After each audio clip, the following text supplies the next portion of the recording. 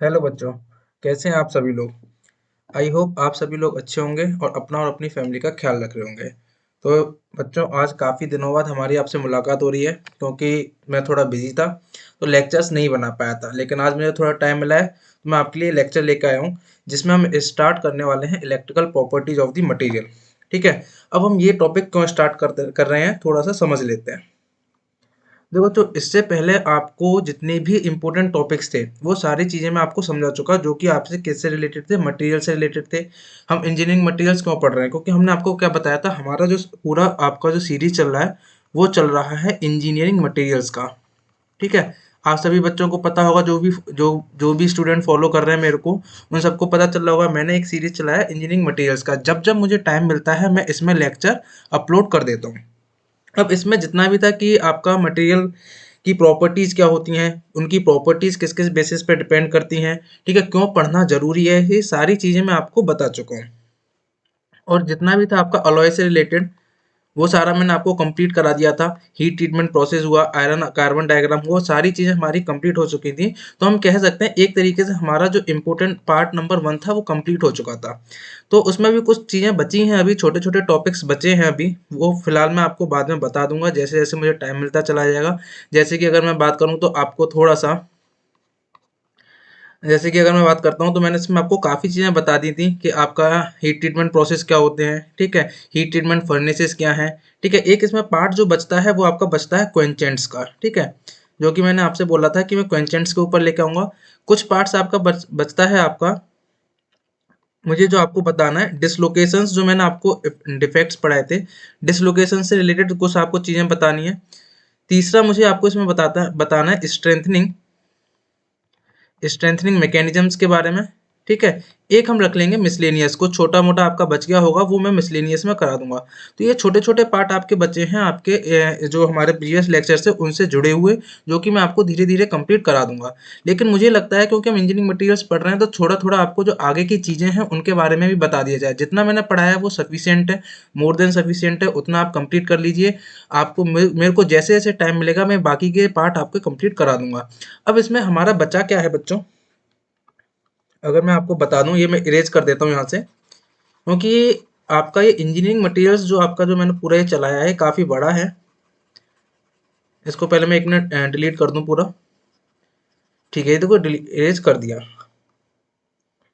देखो, इसमें अभी हमारा बहुत कुछ बचा है पढ़ने के लिए, क्योंकि जो मैंने सोच रखा है मुझे आपको जो कराना है इसमें बहुत कुछ बचा हुआ है।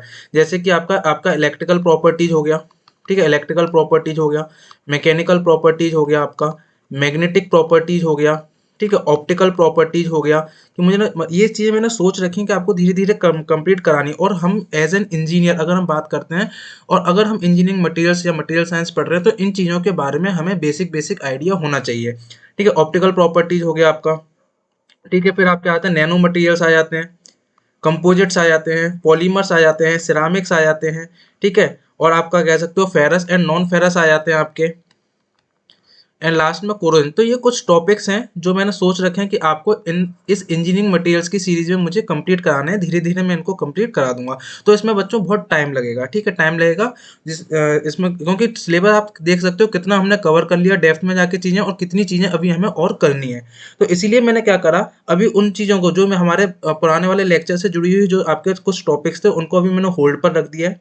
ठीक है। मैं स्टार्ट करने वाला हूँ आज क्या, इलेक्ट्रिकल प्रॉपर्टी, जिससे कि आपको बेसिक बेसिक आइडिया सारी चीज़ों का हो जाए। समझ में आ गया कि एकदम से बीच में हम इलेक्ट्रिकल प्रॉपर्टीज कैसे लेकर आए, हम इलेक्ट्रिकल प्रॉपर्टीज क्यों स्टार्ट कर रहे हैं। इसीलिए देखो मैंने आपको कोई भी लेक्चर नंबर नहीं डाला कि लेक्चर नंबर 22 है या लेक्चर नंबर 23 है, इसलिए नहीं डाला क्योंकि कुछ जो टॉपिक बचे हैं वहां पर आपके पहले वो कवर कराएंगे। इसलिए मैं पहले ये टॉपिक उठा लेता हूँ इलेक्ट्रिकल प्रॉपर्टी, जिससे कि बेसिक बेसिक आइडिया हो जाए कि हाँ इलेक्ट्रिकल प्रॉपर्टीज में क्या क्या पढ़ना है। और दूसरी बात क्या है, सारी की सारी चीज़ें हम किसके रिलेशन में पढ़ेंगे, इंजीनियरिंग मटेरियल। ये नहीं कि अगर हम इलेक्ट्रिकल प्रॉपर्टीज पढ़ रहे हैं तो इसमें पूरा डेप्थ में चले गए, नहीं, हमें इलेक्ट्रिकल प्रॉपर्टीज पढ़ेंगे in context of the engineering material subject. ठीक है, जो हमारे काम की चीज़ है, जो हमें पता होना चाहिए इंजीनियरिंग मटेरियल्स में, मटेरियल साइंस में, वो सारी चीज़ें हम यहाँ पर देखेंगे। समझ में आ गया। इसलिए मैंने यहाँ पर लेक्चर नंबर नहीं डाला कि लेक्चर नंबर कौन सा है, सिंपल एक लेक्चर है।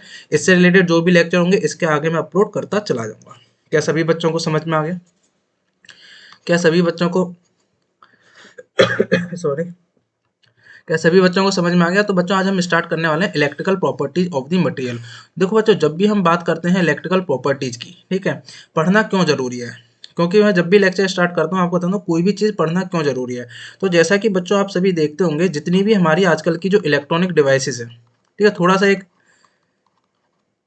बात कर लेते हैं कि पढ़ना क्यों जरूरी है। जितनी भी आपकी इलेक्ट्रॉनिक डिवाइसेस हैं या इलेक्ट्रिकल डिवाइसेस हैं आपकी, ठीक है, इलेक्ट्रिकल डिवाइसेस, वो किस चीज़ पर बेस्ड है आपकी, वो सारी की सारी चीज़ आपकी किस पर बेस्ड है? आपकी मटेरियल की इलेक्ट्रिकल प्रॉपर्टीज पर, ठीक है, मटेरियल की इलेक्ट्रिकल प्रॉपर्टीज पर। और जब हम मटेरियल की इलेक्ट्रिकल प्रॉपर्टीज की बात करते हैं तो बेसिक, सबसे पहले एक जो बेसिक चीज़ आती है वो होती है आपकी इलेक्ट्रिकल कंडक्शन, ठीक है। जब भी हम मटेरियल की इलेक्ट्रिकल प्रॉपर्टीज की बात करेंगे तो उसमें सबसे पहली जो चीज़ आती है, जो बेसिक चीज़ आती है, वो आती है इलेक्ट्रिकल कंडक्शन। तो आज के इस चैप्टर में हम इलेक्ट्रिकल कंडक्शन ही देखने वाले हैं, ठीक है। अब जैसे कि अगर मैं आपको एक एग्जांपल दूं कि आपकी कोई भी इलेक्ट्रॉनिक गैजेट ले लीजिए, ठीक है, आप कोई भी ले लीजिए, जैसे आप अपना स्मार्टफोन ले लीजिए, ठीक है, स्मार्टफोन ले लीजिए। अब इस स्मार्टफोन के अंदर कितनी सारी आपकी इलेक्ट्रॉनिक डिवाइसेस होंगी, छोटी छोटी बहुत सारी होंगी। जैसे कि हम देखते हैं आईसी चिप्स होती हैं आपकी, इंटीग्रेटेड सर्किट होते हैं आपके, ठीक है। इंटीग्रेटेड सर्किट में इसमें क्या होता है, सिलिकॉन यूज होता है आपका, ठीक है। इसमें कुछ क्या होंगे, आपके वायर्स भी होंगे, जो कि वायर्स का कनेक्शन होगा। तो वहाँ पर क्या है, जहाँ पर आपको इलेक्ट्रिकल मतलब कंडक्शन की प्रॉपर्टी चाहिए, तो वहाँ पर आपको क्या चाहिए कि मटेरियल के पास में मेरी क्या हो, इलेक्ट्रिसिटी को कंडक्ट करने वाली प्रॉपर्टी हो। दूसरी तरफ आपको क्या चाहिए, कभी कभी इंसुलेशन वाली प्रॉपर्टी चाहिए होती हैं। तो वहाँ पर आपको क्या चाहिए होता है कि मेरा जो मटेरियल है वो इलेक्ट्रिसिटी ना कंडक्ट करे। तो ये सारी चीज़ें किस पर डिपेंड कर रही है, मटेरियल की इलेक्ट्रिकल प्रॉपर्टीज पे। कहीं कहीं पर हमें क्या होता है कि हमें कंडक्शन कराना होता है, कहीं कहीं पर हमें कंडक्शन का यूज करना होता है कि हमारा क्या हो, यहाँ से आपका करंट फ्लो हो तो हमारी जो डिवाइस है वो वर्क करे। कहीं कहीं पर हमें क्या करना पड़ता है कि हमें कंडक्शन नहीं चाहिए होता है, वहाँ हम इंसुलेशन लगाते हैं, जैसे कि आपके इलेक्ट्रिकल वायर्स होते हैं तो उनके ऊपर हम क्या करते हैं, इंसुलेशंस लगाते हैं, जिससे करंट ना लगे आपकी। दूसरा एक रीजन क्या होता है आपका इंसुलेशन लगाने का, आपका एक हीट ट्रांसफर वाला आपका कॉन्सेप्ट होता है, वो भी हम बाद में बता देंगे, ठीक है। तो ये सारी चीजें हैं जिसकी वजह से हमें electrical properties of the material के बारे में पता होना चाहिए। मटेरियल्स की इलेक्ट्रिकल प्रॉपर्टीज के बारे में एक बेसिक आइडिया हमको होना चाहिए। क्या सभी बच्चों को समझ में आ गया कि हम इलेक्ट्रिकल प्रॉपर्टीज क्यों पढ़ रहे हैं? आई होप सभी बच्चों को यहाँ पर समझ में आ गया होगा। चलिए आगे चलते हैं कि आज के इस लेक्चर में हम देखने क्या वाले हैं। ये इस लेक्चर में हम क्या देखेंगे वो देख लेते हैं। इसे मैं थोड़ा सा इरेज कर देता हूँ, फिर आगे चलते हैं। वैसे आप सभी लोग यहाँ पर पढ़ पा रहे होंगे कि आज हम क्या डिस्कस करने वाले हैं, ठीक है। बेसिक बेसिक चीज़ें देखेंगे जो कि आपके और सब्जेक्टों में भी काम में आएंगी। तो जैसे कि आप यहाँ देखने वाले हैं कि आज हम पढ़ेंगे, सबसे पहले इसमें हम पढ़ेंगे इलेक्ट्रिकल, मैंने क्या बताया था, इलेक्ट्रिकल प्रॉपर्टीज की बात होगी तो सबसे पहले जो बेसिक कॉन्सेप्ट होगा वो किसका आएगा, आपका सबसे पहले जो आपका बेसिक कॉन्सेप्ट है वो होता है आपका इलेक्ट्रिकल कंडक्शन का, ठीक है, इलेक्ट्रिकल कंडक्शन का। तो इसमें हम आज देखेंगे dude Lawrence free electron theory कि ये थ्योरी क्या होती है। इसके अंदर हम बेसिकली किस किस चीज़ की बात करेंगे, equation of the motion of electron, current density क्या है आपका, ड्रिफ्ट वेलोसिटी क्या है, रिलैक्सेशन टाइम क्या है, बेसिक बेसिक कॉन्सेप्ट इसका देख लेंगे। क्या सभी बच्चों को समझ में आ गया यहाँ तक? अभी तक हमने कुछ बताया नहीं, अभी तक हमने बताया कि आज हम क्या पढ़ने वाले हैं, क्यों पढ़ रहे हैं, किस लिए पढ़ रहे हैं, क्यों जरूरी है, वो सारी चीज़ें हमने आपको बताई। क्या क्या टॉपिक हम कवर करेंगे आगे वो भी मैंने आपको बताया। तो आपने जिसने भी देखा होगा आपको पता चल गया होगा कि इंजीनियरिंग मटेरियल्स में हमारा कितनी आगे चीज़ें और आने वाली हैं और कितना बड़ा सिलेबस है। तो हम धीरे धीरे कवर करेंगे, कोई जल्दीबाजी नहीं मचाएंगे और आराम से समझेंगे, ठीक है। और जिन भी स्टूडेंट ने अभी पुराने लेक्चर्स नहीं देखे हो, काफ़ी इंपॉर्टेंट है, क्योंकि अभी इसमें जो हमारा आगे कॉन्सेप्ट आएगा, जब रजिस्टिविटी का जब मैं बात करूंगा, जब मैं रजिस्टिविटी की बात करेंगे तो मैं इंजीनियरिंग मटेरियल के कंटेक्स्ट में ही बात करूंगा। हम बात करेंगे कि जो हमने पहले पुराने लेक्चर्स में जो हमने आपके डिफेक्ट्स पढ़े थे, इम्प्योरिटीज पढ़ी थी कि मटेरियल के अंदर कोई इम्प्योरिटी है, कोई डिफेक्ट है, वैकेंसी डिफेक्ट है आपका, ठीक है, या कोई इम्प्योरिटीज है। इम्प्योरिटीज वाला कहाँ पढ़ दिया था, जैसे कि मैं बात करूँ कोई हम अलॉइंग कर रहे हैं, ठीक है, इम्प्योरिटीज बेसिकली क्या होंगे, अलॉइंग का कॉन्सेप्ट हो गया। तो उन चीज़ों की वजह से मेरी आपके मटेरियल की इलेक्ट्रिकल प्रॉपर्टीज पर क्या क्या असर पड़ेगा, ये सारी चीज़ें हम देखेंगे। तो मैंने पहले कहा था जो भी हमारी चीज़ें हैं वो हम किस कंटेक्स्ट में देखेंगे, अपने इंजीनियरिंग मटेरियल्स के कंटेक्स्ट में देखेंगे। कि मैंने जो पुराने लेक्चर्स में चीज़ें पढ़ी थी, मैंने सर जी क्या क्या पढ़ा था, सर जी हमने पढ़ा था आपका डिफेक्ट्स के बारे में कि मटेरियल के अंदर डिफेक्ट्स होते हैं, ठीक है। कोई भी मटेरियल, अगर हम कोई भी मटेरियल की बात करते हैं, क्या कोई हर मटेरियल, कोई भी मटेरियल आपका प्योर फॉर्म में होता है, नहीं, कुछ ना कुछ उसमें डिफेक्ट्स होते हैं, कुछ ना कुछ उसमें इम्प्योरिटीज होती हैं। 100% एक तरीके से प्योर नहीं होता है। और दूसरी बात क्या है, क्या किसी भी मटेरियल को हम 100% प्योर यूज कर सकते हैं? नहीं कर सकते, ठीक है। और करेंगे भी तो हमें वो कैरेक्टरिस्टिक, वो प्रॉपर्टीज़ नहीं मिल पाएंगी जो हमें चाहिए। अगर हमें अपने अकॉर्डिंग जो प्रॉपर्टीज चाहिए, अगर वो हमें प्योर मैटर में नहीं मिली, तो हमें कुछ ना कुछ उसमें एडिशन करना पड़ेगा, इम्प्योरिटीज डालनी पड़ेंगी, उसमें कुछ डिफेक्ट्स होंगे। तो उन चीज़ों की वजह से मेरी मटेरियल की इलेक्ट्रिकल प्रॉपर्टीज पे क्या असर पड़ेगा, ये सारी चीज़ें हम देखेंगे। तो आज के लेक्चर में हम स्टार्ट करने वाले हैं क्या, ड्यूड Lorentz free electron theory and equation of the motion, जिसमें हम ये सारी चीज़ें पढ़ेंगे। देख लीजिए आप क्या क्या पढ़ना है, ठीक है। चलिए स्टार्ट करते हैं। क्या सभी बच्चे एक्साइटेड हैं? क्या सभी बच्चे एक्साइटेड हैं? एक बार जवाब दे दीजिए, एक बार हाँ बोल दीजिए, यस सर हम एक्साइटेड हैं, हम आज का टॉपिक पढ़ने के लिए एकदम तैयार हैं। चलिए आगे चलते हैं, क्या लेकर आए हैं आप। चलिए, तो देखो बच्चों, जब भी मैं बात करता हूँ कि आपका कोई भी मटेरियल है, ठीक है, आपके पास कोई भी मटेरियल है, तो उसकी फंडामेंटल प्रॉपर्टीज बेसिकली क्या क्या होंगी। देखो, इलेक्ट्रिकल प्रॉपर्टीज हो सकती हैं, थर्मल प्रॉपर्टीज हो सकती हैं, magnetic properties and optical properties, ठीक है। एक साथ में आप क्या ऐड कर सकते हो, मैकेनिकल प्रॉपर्टीज, ठीक है। मैकेनिकल प्रॉपर्टीज को भी हम नेगलेक्ट नहीं कर सकते। तो एक आपकी क्या होती है, मैकेनिकल प्रॉपर्टी, इसमें भी हम देखेंगे, ठीक है, आगे देखेंगे। पहले हम थोड़ा सा बात कर लेते हैं इलेक्ट्रिकल प्रॉपर्टीज का। वो इलेक्ट्रिकल प्रॉपर्टीज मैंने देखो क्यों स्टार्ट कराया बेसिकली, क्योंकि इसमें कुछ लेक्चर्स मेरे आपके सेमी कंडक्टिंग मटेरियल्स के ऑलरेडी पड़े हुए हैं, ठीक है, जो कि मैंने पहले डाल दिए थे, और आपके डाइलेक्ट्रिक मटेरियल्स के पड़े हुए हैं, जो कि आपकी किसके अंदर आते हैं, जो कि आपके इसी टॉपिक के अंदर आते हैं, इलेक्ट्रिकल प्रॉपर्टीज ऑफ मटेरियल के अंदर आते हैं। तो मैंने सोचा क्योंकि अभी आपके कंप्लीट मतलब पूरे मतलब कुछ कुछ लेक्चर्स पड़े हुए हैं इन दोनों के ऊपर में, पूरी तरीके से कंप्लीट नहीं है, तो मैंने सोचा क्यों ना पहले इसे ही कंप्लीट करा दिया जाए, फिर उसके बाद हम किसी और चीज़ पर जाएंगे, आपकी मैग्नेटिक प्रॉपर्टीज है या मैकेनिकल प्रॉपर्टी है, फिर हम वो कवर करेंगे। तो क्या होगा, एक आपका सीक्वेंस बन जाएगा, ठीक है। इसीलिए मैंने इलेक्ट्रिकल प्रॉपर्टीज पहले उठाया। तो आप कोई भी बात करते हो कि सर जी हमारे पास कोई भी मटेरियल है, ठीक है, कोई भी मटेरियल है, तो हम उसमें बेसिकली कौन कौन सी प्रॉपर्टीज हो सकती हैं, किस किस प्रॉपर्टीज के बारे में मेरे को पता होना चाहिए। तो जनरली देखो, इलेक्ट्रिकल प्रॉपर्टीज, बिल्कुल सही बात है सर जी, बिल्कुल सही कह रहे हो। इलेक्ट्रिकल प्रॉपर्टीज कैसी हैं उसकी, थर्मल प्रॉपर्टीज कैसी हैं, बिल्कुल सही बात है सर जी। मैग्नेटिक प्रॉपर्टीज क्या है उसकी, ऑप्टिकल प्रॉपर्टीज क्या है, मैकेनिकल प्रॉपर्टी क्या। अगर इन सारी प्रॉपर्टीज के बारे में मुझे बेसिक बेसिक आइडिया होगा, तो क्या मैं अपने मटेरियल का सिलेक्शन अच्छे से कर पाऊंगा। मुझे जिस भी उसमें काम के लिए मटेरियल चाहिए, जिस भी एप्लीकेशन के लिए मुझे मटेरियल को सिलेक्ट करना है, तो मुझे इन प्रॉपर्टीज़ के बारे में एक बेसिक आइडिया होना चाहिए, ठीक है। होना चाहिए कि नहीं होना चाहिए, बिल्कुल होना चाहिए, ठीक है। तो ये जितनी भी आपकी इलेक्ट्रिकल प्रॉपर्टीज होती हैं, ये किस पे डिपेंड करती हैं, आपकी इलेक्ट्रॉनिक स्ट्रक्चर पे। और देखो, हमने इलेक्ट्रॉनिक स्ट्रक्चर की बात करी थी, तो हमने सबसे पहले जब आपको ये इंजीनियरिंग मटेरियल स्टार्ट कराया था, तो हमने स्टार्ट करा था एटॉमिक बॉन्डिंग से, ठीक है। एटॉमिक बॉन्डिंग से हमने क्यों स्टार्ट करा था, हमने आपको पूरा बताया था कि आपको एक फ्लो चार्ट याद रखना था, ठीक है। आपको एक फ्लो चार्ट आपको याद रखना था, जिस पे आपको क्या करना है, पूरा का पूरा मटेरियल साइंस आपका क्या रहता है, पूरा उसी पर टिका रहता है, ठीक है। प्रोसेसिंग था आपका, ठीक है। परफॉर्मेंस लास्ट में था, आपको एक अच्छा परफॉर्मेंस चाहिए, तो आपको किन किन चीज़ों पर फोकस करना है, ठीक है। तो उसमें हमने क्या कहा था कि मटेरियल का, देखो, अगर मुझे मटेरियल का प्रॉपर्टीज अगर चेक करनी है, तो उसको किस पर डिपेंड करेंगी, उसके एटॉमिक स्ट्रक्चर पर। तो सबसे पहले मुझे क्या पता होना चाहिए, उसके एटॉमिक स्ट्रक्चर के बारे में। और एटॉमिक स्ट्रक्चर में क्या होते हैं, आपके एटम्स होते हैं, ठीक है, एटम्स होते हैं। और ये एटम्स आपस में क्या होते हैं, किसी ना किसी बॉन्डिंग से आपके जुड़े हुए होते हैं। तो हमने देख लिया था कि इस बॉन्डिंग के बेसिस पे क्या क्या प्रॉपर्टीज आपकी डिपेंड करती हैं। लेकिन आज हम बात करेंगे एटम। जब हम एटम की बात करते हैं, तो इसके अंदर क्या होते हैं, आपके इलेक्ट्रॉन होते हैं, प्रोटॉन होते हैं, ठीक है, न्यूट्रॉन होते हैं, एक न्यूक्लियस होता है, जो इसमें प्रोटॉन और आपके न्यूट्रॉन्स होते हैं, एक न्यूक्लियस होता है। तो इसकी ये मेरे अब मटेरियल के अंदर जो एटम है, उसमें ये इलेक्ट्रॉन और प्रोटॉन और न्यूट्रॉन, ठीक है, इनका क्या इलेक्ट्रॉनिक स्ट्रक्चर है, कैसे आपके अरेंज है, उस बेसिस पे आपकी ये सारी की सारी प्रॉपर्टी, इनमें मोस्टली जैसे आप इलेक्ट्रिकल प्रॉपर्टीज हो गई, थर्मल, ये सारी चीज़ें डिपेंड करती हैं, ठीक है। तो ये किस में आता है, आपका electron theory of the solid materials. तो अगर मुझे इलेक्ट्रिकल प्रॉपर्टीज की बात करनी है, तो मुझे क्या पता होना चाहिए, मुझे आपका एटम का या मटेरियल का है, जो भी मटेरियल है उसके एटम्स का इलेक्ट्रॉनिक कन्फिग्रेशन मुझे पता होना चाहिए। तो उस बेसिस पे आपकी क्या आती है, इलेक्ट्रॉन थ्योरी आती है, ठीक है, इलेक्ट्रॉन थ्योरी। इसीलिए इसमें हम कौन कौन सी इलेक्ट्रॉन थ्योरी होती हैं वो देख लेते हैं, ठीक है, कौन कौन सी इलेक्ट्रॉन थ्योरी होती है और हम कौन कौन सी पढ़ेंगे। क्या यहाँ तक समझ में आ गया कि कोई भी मेरा जो मटेरियल है, उसमें कौन कौन सी प्रॉपर्टी हमें बेसिकली देखनी होती है, electrical properties, thermal properties, magnetic properties, optical property, ये सारी बातें हम करते हैं। और ये ज़्यादातर प्रॉपर्टी किस पर डिपेंड करती है, मटेरियल की इलेक्ट्रॉनिक स्ट्रक्चर पर, ठीक है, उसका इलेक्ट्रॉनिक स्ट्रक्चर कैसा है, ठीक है, उसके एटम में इलेक्ट्रॉन कैसे अरेंज है, ठीक है, वो सारी चीजें हम बात करते हैं। तो चलिए देख लेते हैं कि इलेक्ट्रॉन से जुड़ी हुई थ्योरी कौन कौन सी होती हैं, जो कि हमें पता होनी चाहिए, ठीक है। और मैंने क्या बताया, इलेक्ट्रिकल प्रॉपर्टीज में हम किसकी बात करेंगे, बेसिकली इलेक्ट्रिकल कंडक्शन की। तो इस इलेक्ट्रिकल कंडक्शन से जुड़ी हुई कौन सी थ्योरी है, उसमें हम क्या क्या चीजें देखेंगे, वो आगे चलिए देख लेते हैं। तो यहाँ पर मैंने ऑलरेडी यहाँ पर लगा रखा है, यहाँ देख लीजिए, आप सभी बच्चों को यहाँ पर दिख रहा होगा कि electron theory of the solids और मटेरियल, जो भी आपकी मटेरियल है उनकी इलेक्ट्रॉन थ्योरी कौन सी होती है। देखो, एक आपकी होती है ड्यूड लॉरेंज फ्री इलेक्ट्रॉन थ्योरी, ठीक है, ड्यूड लॉरेंज फ्री इलेक्ट्रॉन थ्योरी। एक आपकी होती है सोमरफेल्ड फ्री इलेक्ट्रॉन थ्योरी, जिसे हम बोलते हैं क्वांटम फ्री इलेक्ट्रॉन थ्योरी भी बोलते हैं, मैंने यहाँ लिख रखा है, ठीक है। एंड जो ड्यूड लॉरेंज फ्री इलेक्ट्रॉन थ्योरी होती है, इसको हम क्लासिकल फ्री इलेक्ट्रॉन थ्योरी भी बोलते हैं।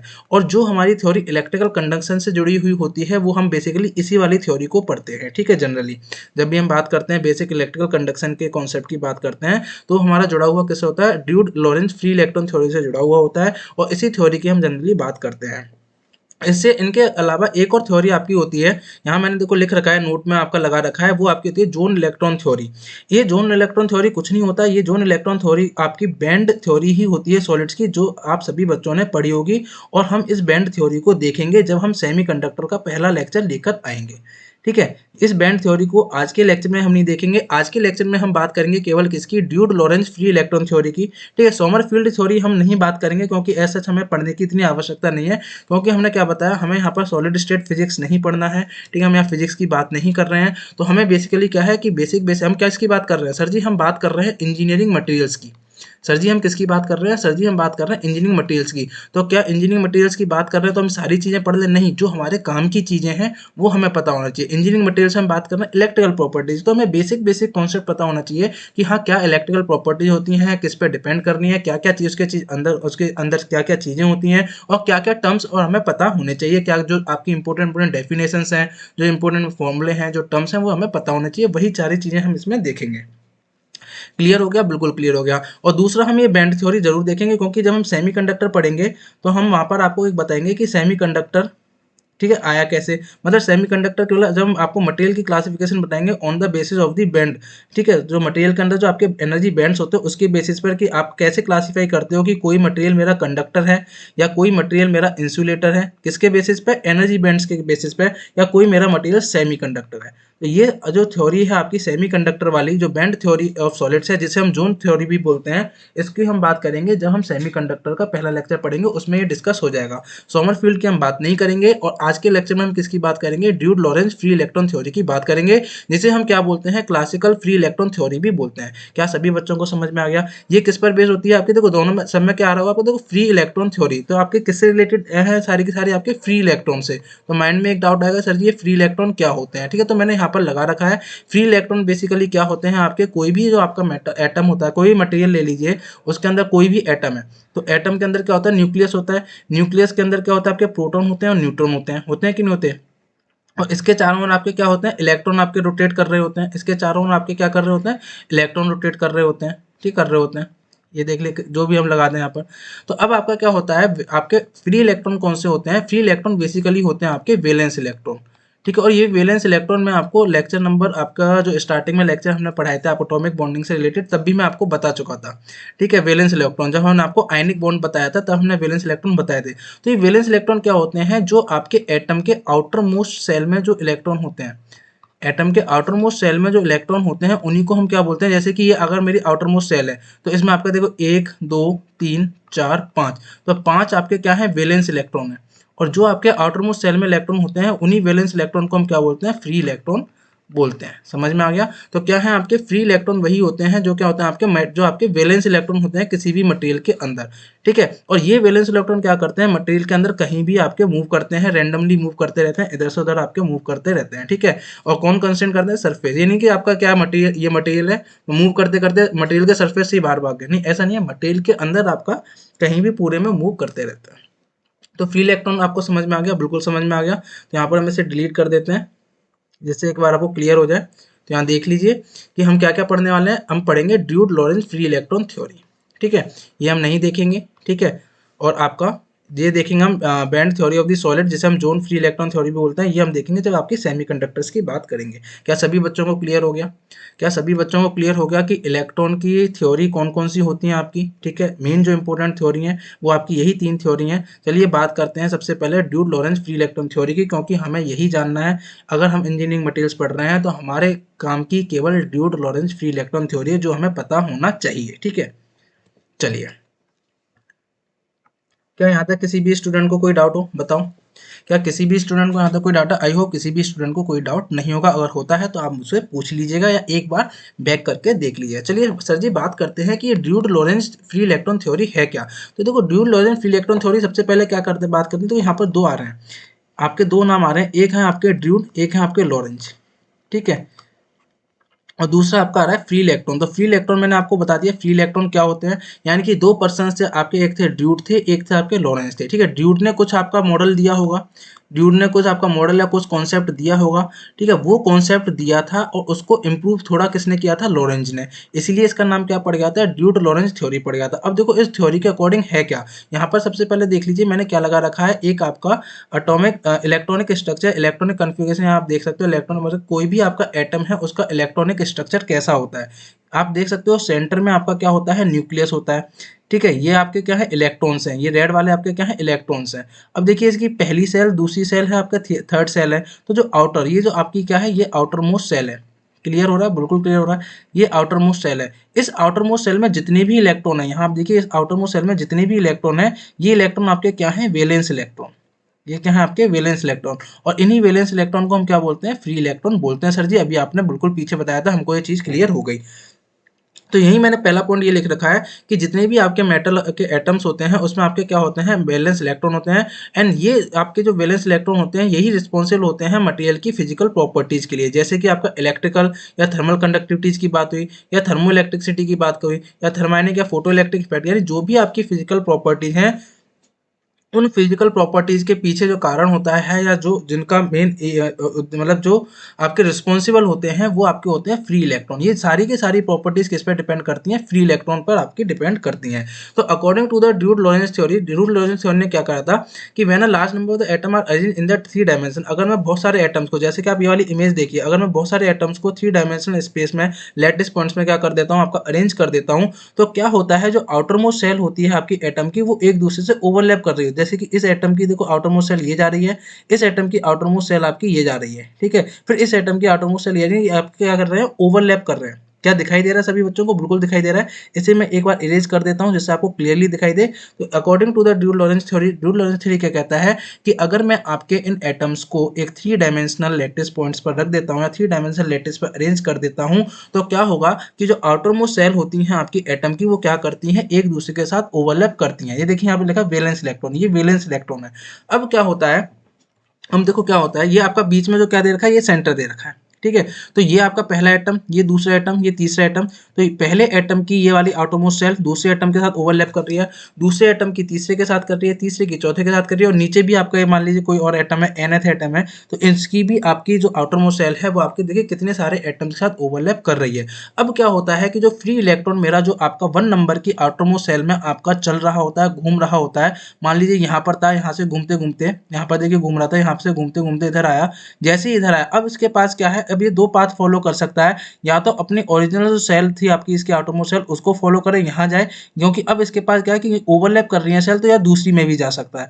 अब जैसे ही क्या करेगा, आपका दूसरी में पहुंच जाएगा तो ये दूसरे वाले में रोटेट करने लग जाएगा। अब जैसे ही ये दूसरे वाले में आपका घूमने लग जाएगा तो इसके पास फिर यहाँ आपका पहुंचेगा, तो फिर इसके पास चांस है कि आपका दूसरे में जाए, पहले में जाए, या तीसरे में, हो सकता है तीसरे में चला जाएगा। तो यहाँ आप क्या देख रहे हो कि पहले मेरा इलेक्ट्रॉन कैसे जा रहा था, ऐसे जा रहा था, ठीक है, फिर मेरा इलेक्ट्रॉन आपका ऐसे जा रहा था, ऐसे जा रहा था, और फिर मेरा इलेक्ट्रॉन कैसे जा रहा था, ऐसे जा रहा था। तो देखिए इलेक्ट्रॉन का जो रैंडम मोशन होता है वो इसीलिए होता है, और इसीलिए जो आपके फ्री इलेक्ट्रॉन होते हैं पूरे मटेरियल के अंदर, पूरे जो भी आपका मेटल है उसके अंदर आपका पूरे उसमें फ्लो करते रहते हैं, मतलब घूमते रहते हैं इधर से उधर। और मोशन कैसा है, मोशन देख लीजिए रैंडम, उसे खुद नहीं पता कि मुझे किधर जाना है, ठीक है, जहाँ आपको जगह मिलती है, जहाँ रास्ता मिलता है वहां मुड़ लेता है, जैसे ही यहाँ पहुंचेगा हो सकता है यहाँ पर टर्न कर जाए, ठीक है। तो आप देख सकते हो कि पहले इलेक्ट्रॉन यहाँ पर था और यहाँ से इलेक्ट्रॉन आपका यहाँ पर पहुंच गया, ये क्या है, रैंडम। और ये किसकी वजह से हो रहा है, क्योंकि ये आपकी जो आउटर मोस्ट सेल है ये आपकी ओवरलैप कर रही है, और ये किसने बताया था, ये आपका ड्यूड ने बताया था, ठीक है, इसीलिए इसको ड्यूड लॉरेंज थ्योरी कहते हैं, ठीक है। इसमें जो स्टैटिस्टिक्स जो यूज हो रही थी, तो लॉरेंज ने आपके क्या करी थी, मैक्सवेल की static, Maxwell Boltzmann statistics use करी थी, तो जिसको कि क्या होता है, जो आपका ड्यूड ने जो मॉडल दिया था वो उसमें इंप्रूवमेंट हो गया था, ठीक है, उसको इस चीज को समझाने के लिए, ठीक है। तो इसलिए इसका पूरा नाम क्या पड़ा, ड्यूड लॉरेंज थ्योरी, ठीक है, समझ में आ गया, बिल्कुल समझ में आ गया, सारी चीजें क्लियर हो गई। देखो यहाँ लिखा भी हुआ है, यहाँ लिखा भी हुआ है ड्यू टू दिस ओवरलैपिंग, इस ओवरलैपिंग की वजह से जो वैलेंस इलेक्ट्रॉन होते हैं जिस सारे एटम्स के are free to move within the metal lattice. तो ये वैलेंस इलेक्ट्रॉन क्या है, इधर से उधर आपके मूव करते रहते हैं, इनका एक रैंडम मोशन होता है आपका। देखो अब अगर आपको कुछ याद आ रहा हो पुराने लेक्चर से, अगर हम कोरिलेट करें, मैं इसे एक बार इरेज कर देता हूँ। अगर हम पुराने लेक्चर से कोरिलेट करें तो मैंने पुराने लेक्चर में आपको बताया था, जब आपको एटॉमिक बॉन्डिंग पढ़ाया था तो मैंने आपको बताया था मेटेलिक बॉन्डिंग। ठीक है, मेटेलिक बॉन्डिंग याद हो तो आपको सभी बच्चों को बिल्कुल याद है सर जी, कि मैंने बताया था आपका मेटल के अंदर क्या होते हैं, आपके जो बॉन्ड होता है वो मेटेलिक बॉन्डिंग देखने को मिलता है, और जो मटेरियल की जो मेटल की जो लक्सर होती है, शाइन होती है, वो किसकी वजह होती है, इसी मेटेलिक बॉन्डिंग के कारण होती है। क्या होता है इसमें, मैंने इसमें आपको बताया था मेटल के अंदर क्या बन जाता है, आपका इलेक्ट्रॉन क्लाउड बन जाता है, इलेक्ट्रॉन क्लाउड होता है। ठीक है, और आपका क्या होगा, ये एटम है, ये एटम है आपका, नेट पॉजिटिव चार्ज जो है आपका, इसके ऊपर क्लाउड बन जाता है। ठीक है, क्लाउड आपका, ये क्लाउड कहाँ से आता है, ये क्लाउड आपके फ्री इलेक्ट्रॉन्स ही बनाते हैं। ये आपके इतने, क्योंकि ये इलेक्ट्रॉन यहाँ रैंडमली मूव कर रहा था कि इधर से इधर जा रहा है, इधर से इधर जा रहा है, फिर दूसरी तरफ से दूसरा इलेक्ट्रॉन इधर से इधर आ रहा था, तो क्या बनता है, एक एटम के चारों, ये मेरा कोई एटम था, ठीक है, ये पॉजिटिव चार्ज न्यूक्लियस था, ये मेरा एटम था, इसके चारों ओर क्या बन जाता है आपका, इस तरीके से क्लाउड सा बन जाता है पूरा, इस तरीके से क्लाउड बन जाता है पूरा, उसे हम बोलते हैं इलेक्ट्रॉन क्लाउड। क्यों क्लाउड को बोल रहे हैं, क्या हर जगह इलेक्ट्रॉन है, देखो हमें खुद नहीं पता, क्योंकि इलेक्ट्रॉन क्या कभी यहाँ था, थोड़ी देर में ही आपका इधर आ गया, फिर इधर आ गया, फिर इधर आ गया, तो हमें कैसा लगता है कि बार बार के हर इसके चारों ओर क्या है, आपके इलेक्ट्रॉन है, उसे हम इलेक्ट्रॉन क्लाउड बोलते हैं। तो इस इलेक्ट्रॉन क्लाउड की वजह से एक नेट नेगेटिव चार्ज आता है, और आपका सेंटर पे एक पॉजिटिव चार्ज होता है, जिसकी वजह से दोनों में बॉन्डिंग हो जाती है, उसी बॉन्डिंग को हमने नाम दिया था मेटेलिक बॉन्डिंग। क्लियर हो गया, यही मेटेलिक बॉन्डिंग हमने आपको बताया था जब हमने आपको एटॉमिक बॉन्डिंग बताया था, जिसमें बहुत सारे बॉन्ड बताए थे आयनिक कोवेलेंट, उसमें हमने आपको मेटेलिक बॉन्डिंग भी बताया था। ये मेटेलिक बॉन्डिंग से वहां आप रिलेट कर सकते हो इस चीज को। ठीक है, तो ये आपकी किसने थ्योरी दी थी, ये आपकी ड्यूड और लॉरेंज ने आपकी थ्योरी दी थी। क्या क्लियर हो गया, बिल्कुल। देखो यहाँ इस वाली इमेज में देखो, जो मैं आपको यहाँ पर आपका इलेक्ट्रॉन का मोशन दिखा रहा था, वो आप यहाँ देख सकते हो कितनी रेंडमली मोशन जा रहा है, इधर इधर इधर इधर फिर इधर। ठीक है, इस तरीके से आप देख सकते हो क्या कितना रैंडम इसका मोशन होता है, और इस तरीके से आपके जो इलेक्ट्रॉन होते हैं पूरे में आपका इधर पूरे मटेरियल में, पूरे मटेरियल मेटल के लेटिस में इधर से उधर आपका घूमते रहते हैं, और एक क्या बना लेते हैं, एक इलेक्ट्रॉन क्लाउड बना लेते हैं। क्या सभी बच्चों को क्लियर हो गया, कुछ नहीं था, सिंपल था, यहाँ तक कोई डाउट होना नहीं चाहिए। अगर कोई डाउट आता है तो आप पूछ लीजिएगा, कमेंट में लिख दीजिएगा मेरे को। ठीक है सर जी, लिख देंगे। यहाँ तक बताइए, क्या सभी बच्चों को क्लियर हो गया? जी सर जी, हमको एकदम क्लियर हो गया है। चलिए आगे चलते हैं, आगे चलते हैं। तो देखो क्या लिख रहा है आगे, ये जो मेरे फ्री फ्री इलेक्ट्रॉन होते हैं, देखो ये जो फ्री इलेक्ट्रॉन होते हैं, इनका बिहेवियर कैसा देखा गया, इसका बिहेवियर ऐसा देखा गया कि जैसे कि मेरे पास कोई एक कंटेनर है, और इस कंटेनर में मैं क्या भर देता हूँ, गैस भर देता हूँ। तो जो इस कंटेनर के अंदर इन गैस के मॉलिक्यूल्स का जो बिहेवियर होगा, क्योंकि गैस के मॉलिक्यूल इधर बहुत, एक तो क्या होंगे, बहुत दूर दूर आपके स्कैटर्ड होंगे, और इस आपके क्या कर रहे होंगे, मूव कर रहे होंगे, कभी इधर टकराएंगे, कभी इधर टकराएंगे, कभी आपस में टकराएंगे, कभी इधर टकराएंगे। सेम आपकी कहानी क्या चल रही है, मेटल के अंदर या मटेरियल के अंदर आपके फ्री इलेक्ट्रॉन कर रहे हैं। सेम कहानी आपकी किसकी चल रही है, फ्री इलेक्ट्रॉन की चल रही है। तो इन फ्री इलेक्ट्रॉन का बिहेवियर कैसा देखा गया कि आपका कोई कंटेनर, उसके अंदर जो गैस मॉलिक्यूल्स होते हैं उनके जैसा उनका बिहेवियर देखा गया। ठीक है, तो यही लाइन यहाँ पर लिखी गई है, the behaviour of the free electron moving inside the metal is consider to be similar to the atom और molecule in a perfect gas. जो परफेक्ट गैस में जो एटम और मॉलिक्यूल होते हैं उनके बिहेवियर जैसा देखा गया। इसीलिए जो आपके फ्री इलेक्ट्रॉन होते हैं उनको हम क्या बोलते हैं, फ्री इलेक्ट्रॉन गैस भी बोल देते हैं। ठीक है, फ्री इलेक्ट्रॉन गैस क्यों बोलते हैं, क्योंकि इनका जो बिहेवियर था, क्योंकि ये जो मेरे फ्री इलेक्ट्रॉन थे कैसे मूव कर रहे थे सर, रैंडमली मूव कर रहे थे।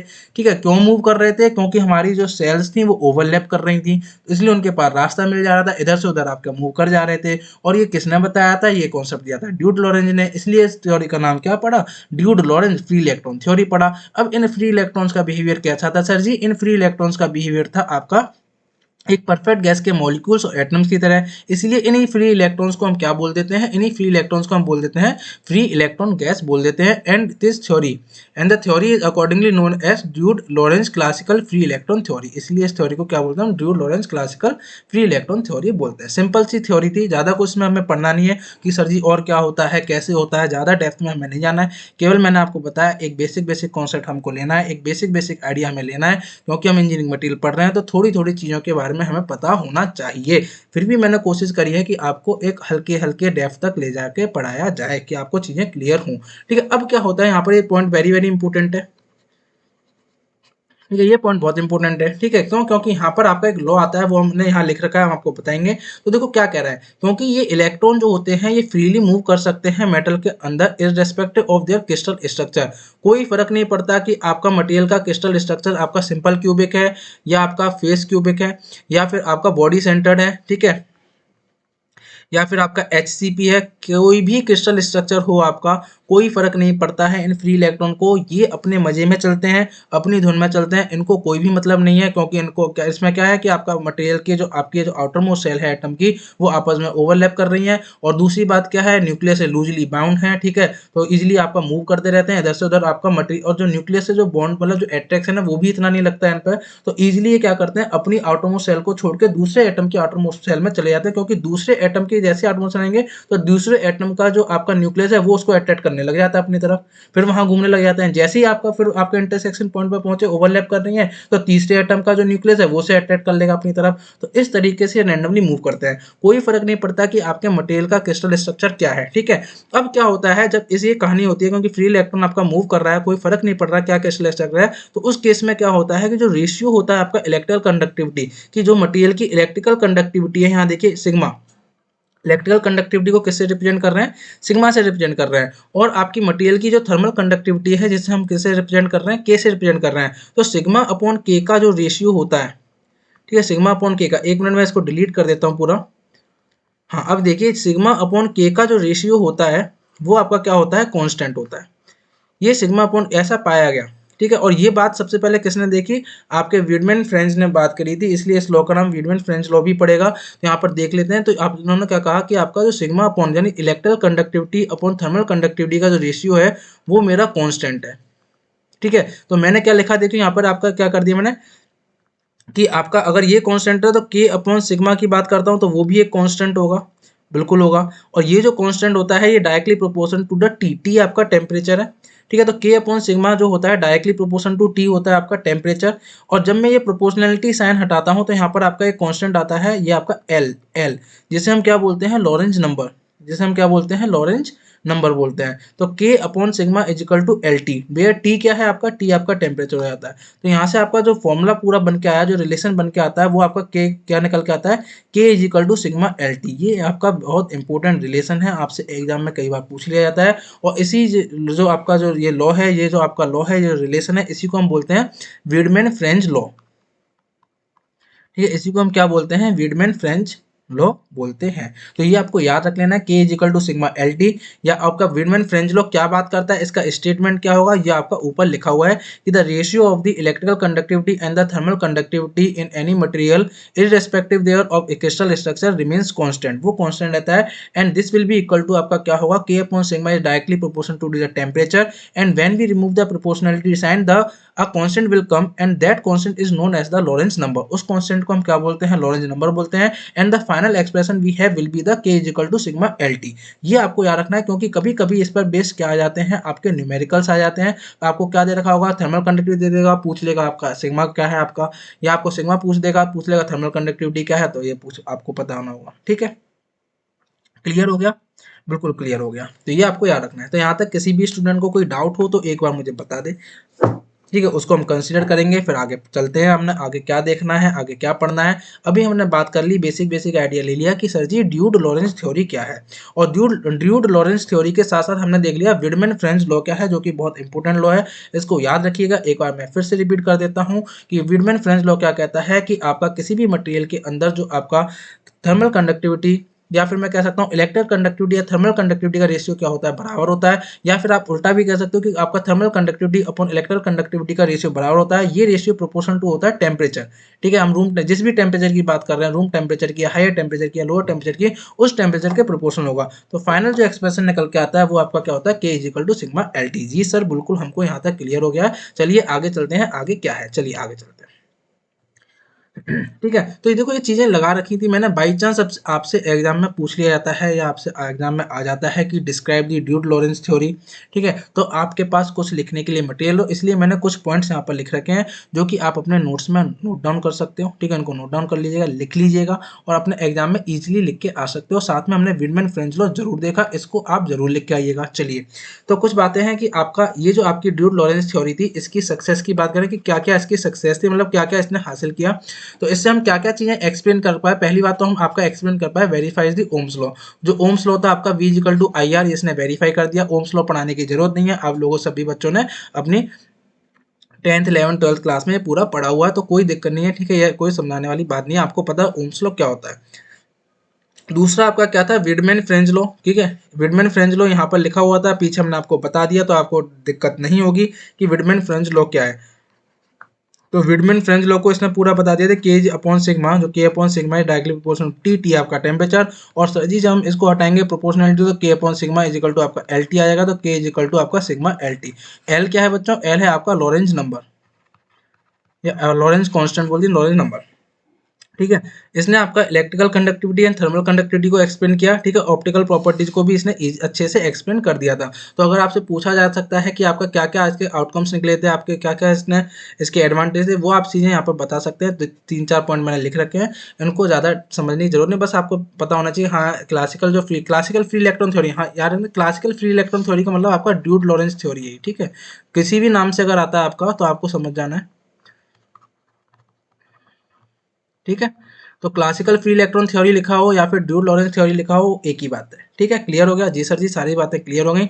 अब दूसरी बात आता है कि इस थ्योरीज के क्या थे, कुछ ड्रॉबैक थे। ठीक है, कुछ ड्रॉबैक थे, उसमें से एक दो मैंने यहाँ पर लिख रखे हैं। ठीक है, ज़्यादा लिखने की जरूरत नहीं है, एक दो पॉइंट भी याद होंगे वो आपको काफ़ी रहेगा आपके लिए। तो कुछ इसके फेलियर्स थे, कुछ ड्रॉबैक्स थे, कुछ चीज़ें तो इसने अच्छे से समझा दी थी जो कि अभी मैंने आपको पीछे बताई, कुछ चीज़ें ये अच्छे से नहीं समझा पाया था। सबसे पहला सबसे इंपॉर्टेंट जो इसमें आता है वो आपका यही आता है, ये पॉइंट आपको लिखना ही लिखना है। अगर आपको कहीं भी पूछा जाता है लिखना ही पड़ेगा कि आपका जो रजिस्टिविटी होती है मटेरियल की, जो मटेरियल की जो रेजिस्टिविटी होती है, ठीक है, ये टेम्परेचर के साथ कैसे डिपेंड करती है। ठीक है, टेम्परेचर के साथ इसका रिलेशन क्या है। तो अकॉर्डिंग टू द ड्यूड लॉरेंस थ्योरी या फिर क्लासिकल फ्री इलेक्ट्रॉन थ्योरी के अकॉर्डिंग क्या था कि जो रेजिस्टिविटी होती है मटेरियल की, वो कैसे वेरी करती है square root of the T, यानी under root of T. T क्या है, टेम्परेचर, यानी टेम्परेचर के स्क्वायर रूट के डायरेक्टली प्रोपोर्शन होती है, ऐसे वेरी करती है। लेकिन एक्चुअली में क्या पाया गया कि ये जो आपकी रेजिस्टिविटी होती है वो आपकी टेम्परेचर के साथ क्या करती है, लीनियरली वेरी करती है। तो इस चीज को नहीं एक्सप्लेन कर पाया।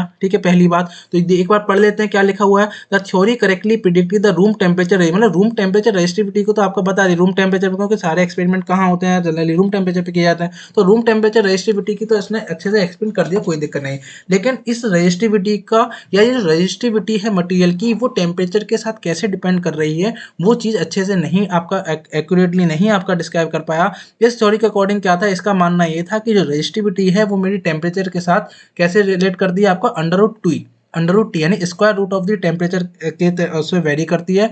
लेकिन एक्चुअली में जब हमने देखा तो क्या था कि जो रेजिस्टिविटी है वो आपकी टेम्परेचर के साथ लीनियरली वेरी करती है। तो इस चीज़ को आपका नहीं एक्सप्लेन कर पाया था। दूसरा क्या था आपका, incorrect magnitude of the specific heat, जो आपकी मटेरियल की स्पेसिफिक हीट है एंड पैरामैग्नेटिक ससेप्टिबिलिटी है मटेरियल की, उसको ये अच्छे से एक्सप्लेन नहीं कर पाया था। और इन्हीं ड्रॉबैक्स के कारण, ठीक है, इन्हीं ड्रॉबैक्स को कारण, ठीक है, क्या हुआ कि दिक्कतें आई। तो इन ड्रॉबैक्स को दूर करने के लिए क्या हुआ, आपका आपका आपका आपका कौन आए, आपके आए सोमर फेल्ड। ठीक है, तो सोमरफेल्ड ने क्या करा, ये जितनी भी आपकी ड्यूड लॉरेंस थ्योरी की जो भी खामियां थी, जो भी शॉर्टकमिंग्स थी, जो भी फेलियर्स थे, जो भी ड्रॉबैक्स थे, उनको दूर किया सोमरफेल्ड ने। ठीक है, सोमरफेल्ड ने क्या कहा था, मैंने आपको क्या बताया था कि आपका ड्यूड लॉरेंस में क्या था, जो लॉरेंस थे उन्होंने आपका मैक्सिमम बोल्ट्जमैन स्टैटिस्टिक्स यूज किया था। ठीक है, उसको आपका जो उन्होंने मॉडल दिया था उसको बताने के लिए। लेकिन सोमरफेल्ड ने क्या यूज करा, सोमरफेल्ड ने यूज किया था आपका फर्मी डिरैक स्टैटिक्स। ठीक है, फर्मी डिरैक स्टैटिस्टिक्स यूज किया था। ठीक है, इसीलिए क्या बोलते हैं इसको, क्वांटम फ्री इलेक्ट्रॉन थ्योरी भी बोलते हैं। क्या बोलते हैं, क्वांटम फ्री इलेक्ट्रॉन थ्योरी। और इसको हमें ज़्यादा नहीं समझना है और हमें पढ़ना भी नहीं है, क्योंकि हमें इंजीनियरिंग मटेरियल्स पढ़ रहे हैं। तो इंजीनियरिंग मटेरियल्स के सामने बेसिकली क्या देखना है, इलेक्ट्रिकल कंडक्शन। और इलेक्ट्रिकल कंडक्शन की जो बात होती है, इलेक्ट्रिकल कंडक्शन की जो बात होती है वो हमें ड्यूड लॉरेंस थ्योरी से अच्छे से समझ में आ जाती है, तो हमें ज़्यादा डेप्थ में जाने की जरूरत नहीं है कि हम सोमरफेल्ड थ्योरी को पढ़ें क्या होता है। देखो फर्मी ड्रैग के बारे में थोड़ा सा हम आपको कब बता देंगे, जब हम क्या करेंगे, जब आपका बैंड थ्योरी पढ़ेंगे और वहाँ पर जब हम सेमीकंडक्टर की बात करेंगे तो फर्मी ड्रैग क्या होता है, क्या चीज़ है, वो हम सारी फर्मी एनर्जी लेवल्स क्या होती हैं, वो सारी चीज़ें वहाँ पर थोड़ा थोड़ा आइडिया ले लेंगे। ठीक है, लेकिन सोमरफेल्ड की जो पूरी थ्योरी है उसमें हम नहीं जाएंगे। क्या सभी स्टूडेंट को क्लियर हो गया? क्या सभी बच्चों को समझ में आ गया कि हमारी ड्यूड लॉरेंस थ्योरी क्या थी, क्या उसके सक्सेस थे, क्या उससे हमारे आउटकम्स निकल के आए, क्या उस थ्योरी के फेलियर्स थे, और उन थ्योरी को फेलियर्स को कैसे दूर किया गया, किसने दूर किया, उससे के बाद क्या थ्योरी आई, वो हमने सारी बातें जान ली। क्या थ्योरी आई थी आपकी? सोमरफेल्ड की फ्री इलेक्ट्रॉन थ्योरी आई थी, जिसे क्वांटम फ्री इलेक्ट्रॉन थ्योरी भी बोलते हैं। क्या सभी बच्चों को क्लियर हो गया? सभी बच्चे एक बार यहाँ तक मेरे को बता दीजिए कि जी सर हमको यहाँ तक क्लियर हो गया है, यहाँ तक हमको कोई भी डाउट नहीं है। तो चलिए चलिए चलिए चलिए, सभी बच्चे बोल रहे हैं जी सर हमको क्लियर हो गया और हमको सभी बच्चों की आवाज़ सुनाई दे गई है। तो चलिए बच्चे आगे चलते हैं, आगे हमारे पास क्या है। ठीक है, तो यहाँ पर हमारा ड्यूड लॉरेंस थ्योरी खत्म होता है। अब हम बात कर लेंगे बेसिक चीज़, क्योंकि मैंने आपको क्या बताया था, मैंने आपको बताया क्योंकि हमें बेसिकली क्या देखना है, इलेक्ट्रिकल कंडक्शन, इससे जुड़ी हुई हमें बातें करनी है। और इलेक्ट्रिकल कंडक्शन को इजीली और अच्छे से कौन समझा देता है, आपकी ड्यूड लॉरेंस थ्योरी बता देती है। इसीलिए हमने आपको ड्यूड लॉरेंस थ्योरी के बारे में बताया कि ड्यूड लॉरेंस थ्योरी क्या है, या जिसे हम क्लासिकल फ्री इलेक्ट्रॉन थ्योरी भी बोलते हैं, क्लासिकल फ्री इलेक्ट्रॉन थ्योरी भी बोलते हैं। इसीलिए हम, क्योंकि बाई चांस आप कहीं पढ़ते कि मैं डायरेक्टली आपको इलेक्ट्रॉन के मोशन के बारे में बता देता कि आपका करंट डेंसिटी क्या है, आपका ड्रिफ्ट वेलोसिटी क्या है, तो वो अच्छा नहीं लगता। ठीक है, हमें पता होना चाहिए कि हमें इसे समझने के लिए हमें इसका बेस क्या है। उसका बेस क्या था, आपका ड्यूड लॉरेंस थ्योरी था।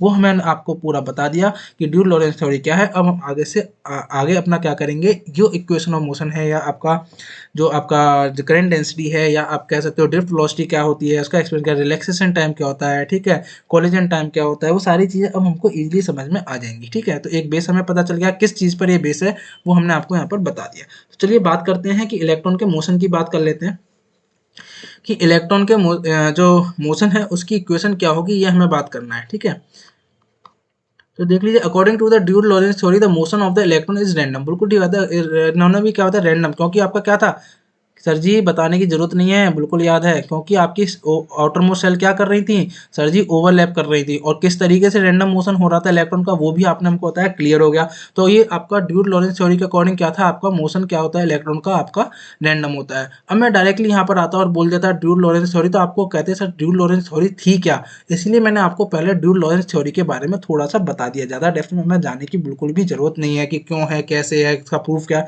बिल्कुल नहीं। केवल आपको एक बेसिक आइडिया होना चाहिए था कि ड्यूड लॉरेंस थ्योरी क्या है, वो हमने बता दिया। और इस थ्योरी के अकॉर्डिंग आपका इलेक्ट्रॉन का मोशन क्या होता है, रैंडम। क्या क्लियर हो गया? जी सर जी, बिल्कुल क्लियर हो गया, इलेक्ट्रॉन का मोशन रैंडम होता है, यहाँ कोई डाउट नहीं है, हमको ये बात क्लियर है। कब? जब आपका कोई भी इलेक्ट्रिक फील्ड अप्लाई नहीं किया जाएगा, यानी कि मटेरियल मेरा क्या है, ऐसे का ऐसा आपका रूम टेम्परेचर पर खाली रखा हुआ है, कोई भी हमने ईएमएफ, कोई भी हमने इलेक्ट्रिक फील्ड प्रोवाइड नहीं कराया है, तो क्या होगा, इलेक्ट्रॉन का मोशन रैंडम होगा। अब कभी क्या होगा, कभी तो इलेक्ट्रॉन ऐसे आगे जाएगा, कभी ऐसे जाएगा, कभी ऐसे जाएगा, कभी पीछे भी आ जाएगा। ठीक है, फिर आपका आगे चला जाएगा, फिर पीछे चला जाएगा। मटेरियल के अंदर उसका रैंडम मोशन इस तरीके से जाएगा, तो कभी वो आगे जा रहा है, कभी पीछे आ रहा है, कभी आगे आ रहा है, कभी पीछे आ रहा है। तो नेट जो उसका हम बात करेंगे करंट, क्योंकि आपका देखो करंट क्या होता है, करंट आपका किसकी वजह से होता है, आपका flow of the free electron के फ्लो से। कभी मेरा इलेक्ट्रॉन आगे जा रहा है तो इसकी वजह से करंट हो सकता है पीछे जाए, जब ये इलेक्ट्रॉन पीछे जाएगा उसकी वजह से करंट आगे जाएगा। तो नेट अगर मैं बात करता हूँ इसके मोशन की, तो कोई करंट मिलेगा नहीं मिलेगा। तो हमारा जो करंट होता है मेटल के अंदर in absence of the electric field, वो नेट करंट क्या होता है, जीरो होता है। किसकी वजह से, आपके इलेक्ट्रॉन के रैंडम मोशन की वजह से। अगर ये मेरे इलेक्ट्रॉन रैंडम ऐसे उल्टे सीधे ना जाके एक पर्टिकुलर डायरेक्शन में चलें, एक पर्टिकुलर डायरेक्शन में चलें, एक पर्टिकुलर डायरेक्शन में चलें, तो आपको पता है करंट इलेक्ट्रॉन के डायरेक्शन के अपोजिट फ्लो करता है। जब ये मेरे एक पर्टिकुलर डायरेक्शन में चलेंगे तो करंट भी एक पर्टिकुलर डायरेक्शन में चलेगा, और जब करंट एक पर्टिकुलर डायरेक्शन में मिलेगा तो मेरा क्या हो गया, इलेक्ट्रिकल कंडक्शन हो गया।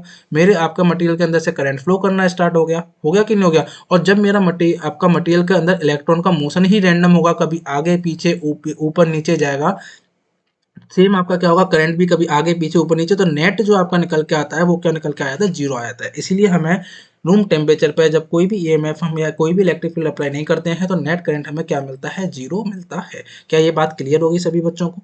क्या ये बात क्लियर हो गई? फटाफट मेरे को बता दीजिए। जी सर ये बात हमको क्लियर हो गई। चलिए आगे चलते हैं। तो यही आपकी लाइन यहाँ लिखी हुई है, इसका मतलब क्या है कि मोशन जो रैंडम होता है इसका मतलब क्या है, मतलब ये है कि the number of the electron in a metal moving from left से राइट जो आपके जा रहे होंगे at any time is same as the number of electron moving from the right to left. जो इलेक्ट्रॉन आपके नंबर ऐसे जा रहे हैं कि किसी एक पर्टिकुलर टाइम पर, हो सकता है कि आपके बाद में ऐसे भी आएंगे, तो नेट करंट क्या हो जाएगा आपका, आपका no net current flows to the material. इसलिए आपका मटेरियल के अंदर से कोई भी नेट करंट फ्लो नहीं करता है। लेकिन अगर मैं इलेक्ट्रिक फील्ड अप्लाई कर दूंगा, अगर मैंने इलेक्ट्रिक फील्ड, मैंने अभी आपको पीछे डायग्राम अभी डायग्राम बताया था कि अगर मैं इलेक्ट्रिक फील्ड अप्लाई कर दूंगा तो मेरे इलेक्ट्रॉन का मोशन एक पर्टिकुलर डायरेक्शन में आपका हो जाएगा। और जब मेरे इलेक्ट्रॉन का मोशन एक पर्टिकुलर डायरेक्शन में होगा तो करंट आपका एक पर्टिकुलर डायरेक्शन में जाएगा, यानी मटेरियल के अंदर से मेरा करंट फ्लो होने लग गया। यानी इफ दूसरी यही पॉइंट क्या लिखा हो, if we apply an electric field across the metal the electron move in the positive direction of the field and the current is produce, current produce हो गया। इस तरीके से आपका करंट बन जाता है। लेकिन आगे चलने से पहले कि आपके इस इलेक्ट्रॉन के मोशन की इक्वेशन क्या होगी, उसके चलने से पहले, ठीक है, इसी में सारी चीजें क्लियर रहेंगी। कुछ पॉइंट्स की बात कर लेते हैं और जैसे जैसे हम इन पॉइंट्स को आपका कुछ इनके टर्म्स को बात करते रहेंगे, आपके जो इलेक्ट्रॉन के मोशन की इक्वेशन है वो भी आपकी धीरे धीरे ड्राइव होती चली जाएगी, आपको सारी चीजें क्लियर होती चली जाएंगी। क्या यहाँ तक समझ में आ गया? जी सर जी बिल्कुल समझ में आ गया, बिल्कुल समझ में आ गया, बिल्कुल समझ में आ गया। चलिए आगे चलते हैं। आगे क्या है, बात करते हैं करंट डेंसिटी की। बात करते हैं करंट डेंसिटी की। सर जी ये करंट डेंसिटी क्या है? तो मैंने यहाँ पर आपका ये ऑलरेडी लिख रखा है जिससे कि हमारा टाइम बच जाए, हम आपको इजीली एक्सप्लेन कर पाएंगे, ठीक है। और इसका जो मैंने जो डायग्राम यहाँ ड्रॉ कर रखा है, इसका एक डायग्राम मैंने आगे बना दिया। अगर जिस भी स्टूडेंट को ये डायग्राम देखने में समझने में प्रॉब्लम हो रही हो तो वो आपको ये वाला डायग्राम रेफर कर सकते हैं। क्लियर? ये वाला डायग्राम आप रेफर कर सकते हैं, ठीक है। तो करंट डेंसिटी की बात कर लेते हैं। करंट डेंसिटी है क्या, जिसको हम जे सिंबल से रिप्रेजेंट करते हैं। किससे रिप्रेजेंट करते हैं? जे से रिप्रेजेंट करते हैं। अगर आपको इसकी डेफिनेशन लिखने के लिए आती है तो यहाँ पर हमने डेफिनेशन लिख रखा है, एक बार उसको रीड कर लीजिए, आपको आइडिया लग जाएगा। तो करंट डेंसिटी है क्या? The electrical current density J is defined as the net amount of the charge flowing across the metal per unit area per unit time। Sir ji क्या कह रहा है, समझ में नहीं आया? तो देखिए एक्सप्रेशन लिखा हुआ है, ये कह रहा है कि मेरे पास कोई भी मटेरियल है, जैसा कि आप यहाँ मटेरियल देख सकते हैं, ठीक है, ये मैंने बना रखा है ब्लैक कलर से। देखिए ये कह रहा है कि net amount of the charge. अब मटेरियल के अंदर चार्ज कौन सा था, हमने बताया कोई भी अगर मैं मेटल ले रहा हूँ तो उसके अंदर कौन फ्लो कर रहा है, उसके अंदर फ्री इलेक्ट्रॉन कर रहा है, बिल्कुल ठीक बात है। तो ये चार्ज कौन सा हो गया, फ्री इलेक्ट्रॉन हो गया। अब ये फ्री इलेक्ट्रॉन आपका मटेरियल के अंदर मूव कर रहा है, तो पर unit time per unit area, ठीक है, पर unit time per unit area, area आपका क्या है, ये आपका एरिया हो जाएगा।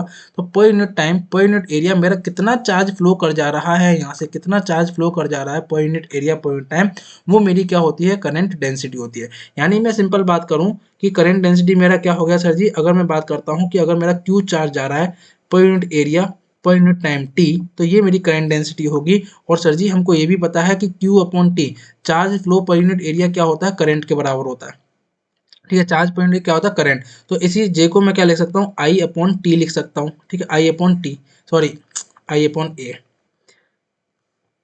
ठीक है। इसको हम क्या लिख सकते हैं, आई अपॉन ए लिख सकते हैं, ठीक है। तो करंट पर यूनिट एरिया, तो मैं इसे क्या लिख सकता हूँ, आपका करंट पर यूनिट एरिया। दूसरे तरीके से क्या लिख सकते हो, करंट को आप क्या कह सकते हो, आपका net amount of the charge flowing across per unit time, ठीक है, flowing across the area per unit time. तो आपका क्या हो गया, करंट हो गया। तो जे क्या होता है आपका, करंट पर यूनिट एरिया। तो इसकी अगर हम यूनिट की बात करेंगे तो एम्पियर, ए आपका एम्पियर हो गया, एम्पियर पर मीटर स्क्वायर, इसकी आपकी यूनिट हो जाएगी करंट डेंसिटी की। समझ में आ गया करंट डेंसिटी है? करंट डेंसिटी है कि आपका किसी एक पर्टिकुलर एरिया से पर यूनिट टाइम में कितना चार्ज आपका फ्लो हो रहा है या कितना आपका करंट पास हो रहा है, वो आपका क्या होता है, करंट डेंसिटी होता है। अब इस इंपॉर्टेंट क्या है, इसका एक्सप्रेशन। हम बहुत सारे एक्सप्रेशन इसके देखेंगे अलग अलग तरीके से कैसे कैसे रिलेट हो रहे हैं, वो सारी चीजें हम बात करेंगे। इसको मैं इरेज कर देता हूँ एक बार, ठीक है। चलिए एक बार जिस भी स्टूडेंट को दिक्कत हो रही है वो ये वाला डायग्राम देख लीजिए, मैं अभी आगे करूंगा। सेम एक्सप्रेशन जो भी हमने पीछे लिखा था आपका, वो एक्सप्रेशन आपका यहाँ लिख रखा है आपका करंट डेंसिटी का, J is equal to delta Q upon A into delta T. तो यहाँ पे आप देख सकते हो ये मेरे पास कोई मेटल है, मटेरियल है, ठीक है। ये आपके इलेक्ट्रॉन है जो कि नेगेटिव चार्ज आपके दिखा रखे हैं। इलेक्ट्रिक फील्ड हमने इस डायरेक्शन में अप्लाई कर रखा है, आईपी मतलब आपका इनपुट हो गया, ठीक है, इनपुट हो गया। आउटपुट, आउटपुट में क्या मिलेगा, करंट डेंसिटी मिलेगा, तो ये आपका क्या हो गया, आउटपुट हो गया, ठीक है। अब ये एक्सप्रेशन आया कैसे इसका, N E into V D X, यही हमें बात करनी है ठीक है, क्योंकि हमें सर जी ये तो पता चल गया delta Q upon area into T, ये आपका क्या था डेफिनेशन से, या मैं कहूँ J is equal to I upon A, ये एक्सप्रेशन सर जी हमको रट गए एकदम। लेकिन ये वाला एक्सप्रेशन कैसे आया जो कि सबसे ज़्यादा इंपॉर्टेंट है, यही बात करनी है हमें। ठीक है, तो यहाँ पर हमने क्या करा, इलेक्ट्रिक फील्ड अप्लाई कर दिया, तो इलेक्ट्रॉन क्या करने लग गए, सारे के सारे इधर भागने लग गए। तो करंट आपका किस डायरेक्शन में जाएगा, अपोजिट डायरेक्शन में जाएगा, इधर जाएगा करंट आपका। तो एक पर्टिकुलर एरिया की अगर मैं बात करता हूँ, इस पर्टिकुलर एरिया की बात करता हूँ, ये देखिए एरिया दिख रखा है, इस पर्टिकुलर एरिया से मेरा कितना करंट जा रहा है वो देखिए, ये बड़ा सा एरो दिखा रखा है, ये है आपका JX, उसे करंट डेंसिटी बोल रहे हैं। ठीक है, ये निकालना है मैं, तो चलिए पीछे चलते हैं।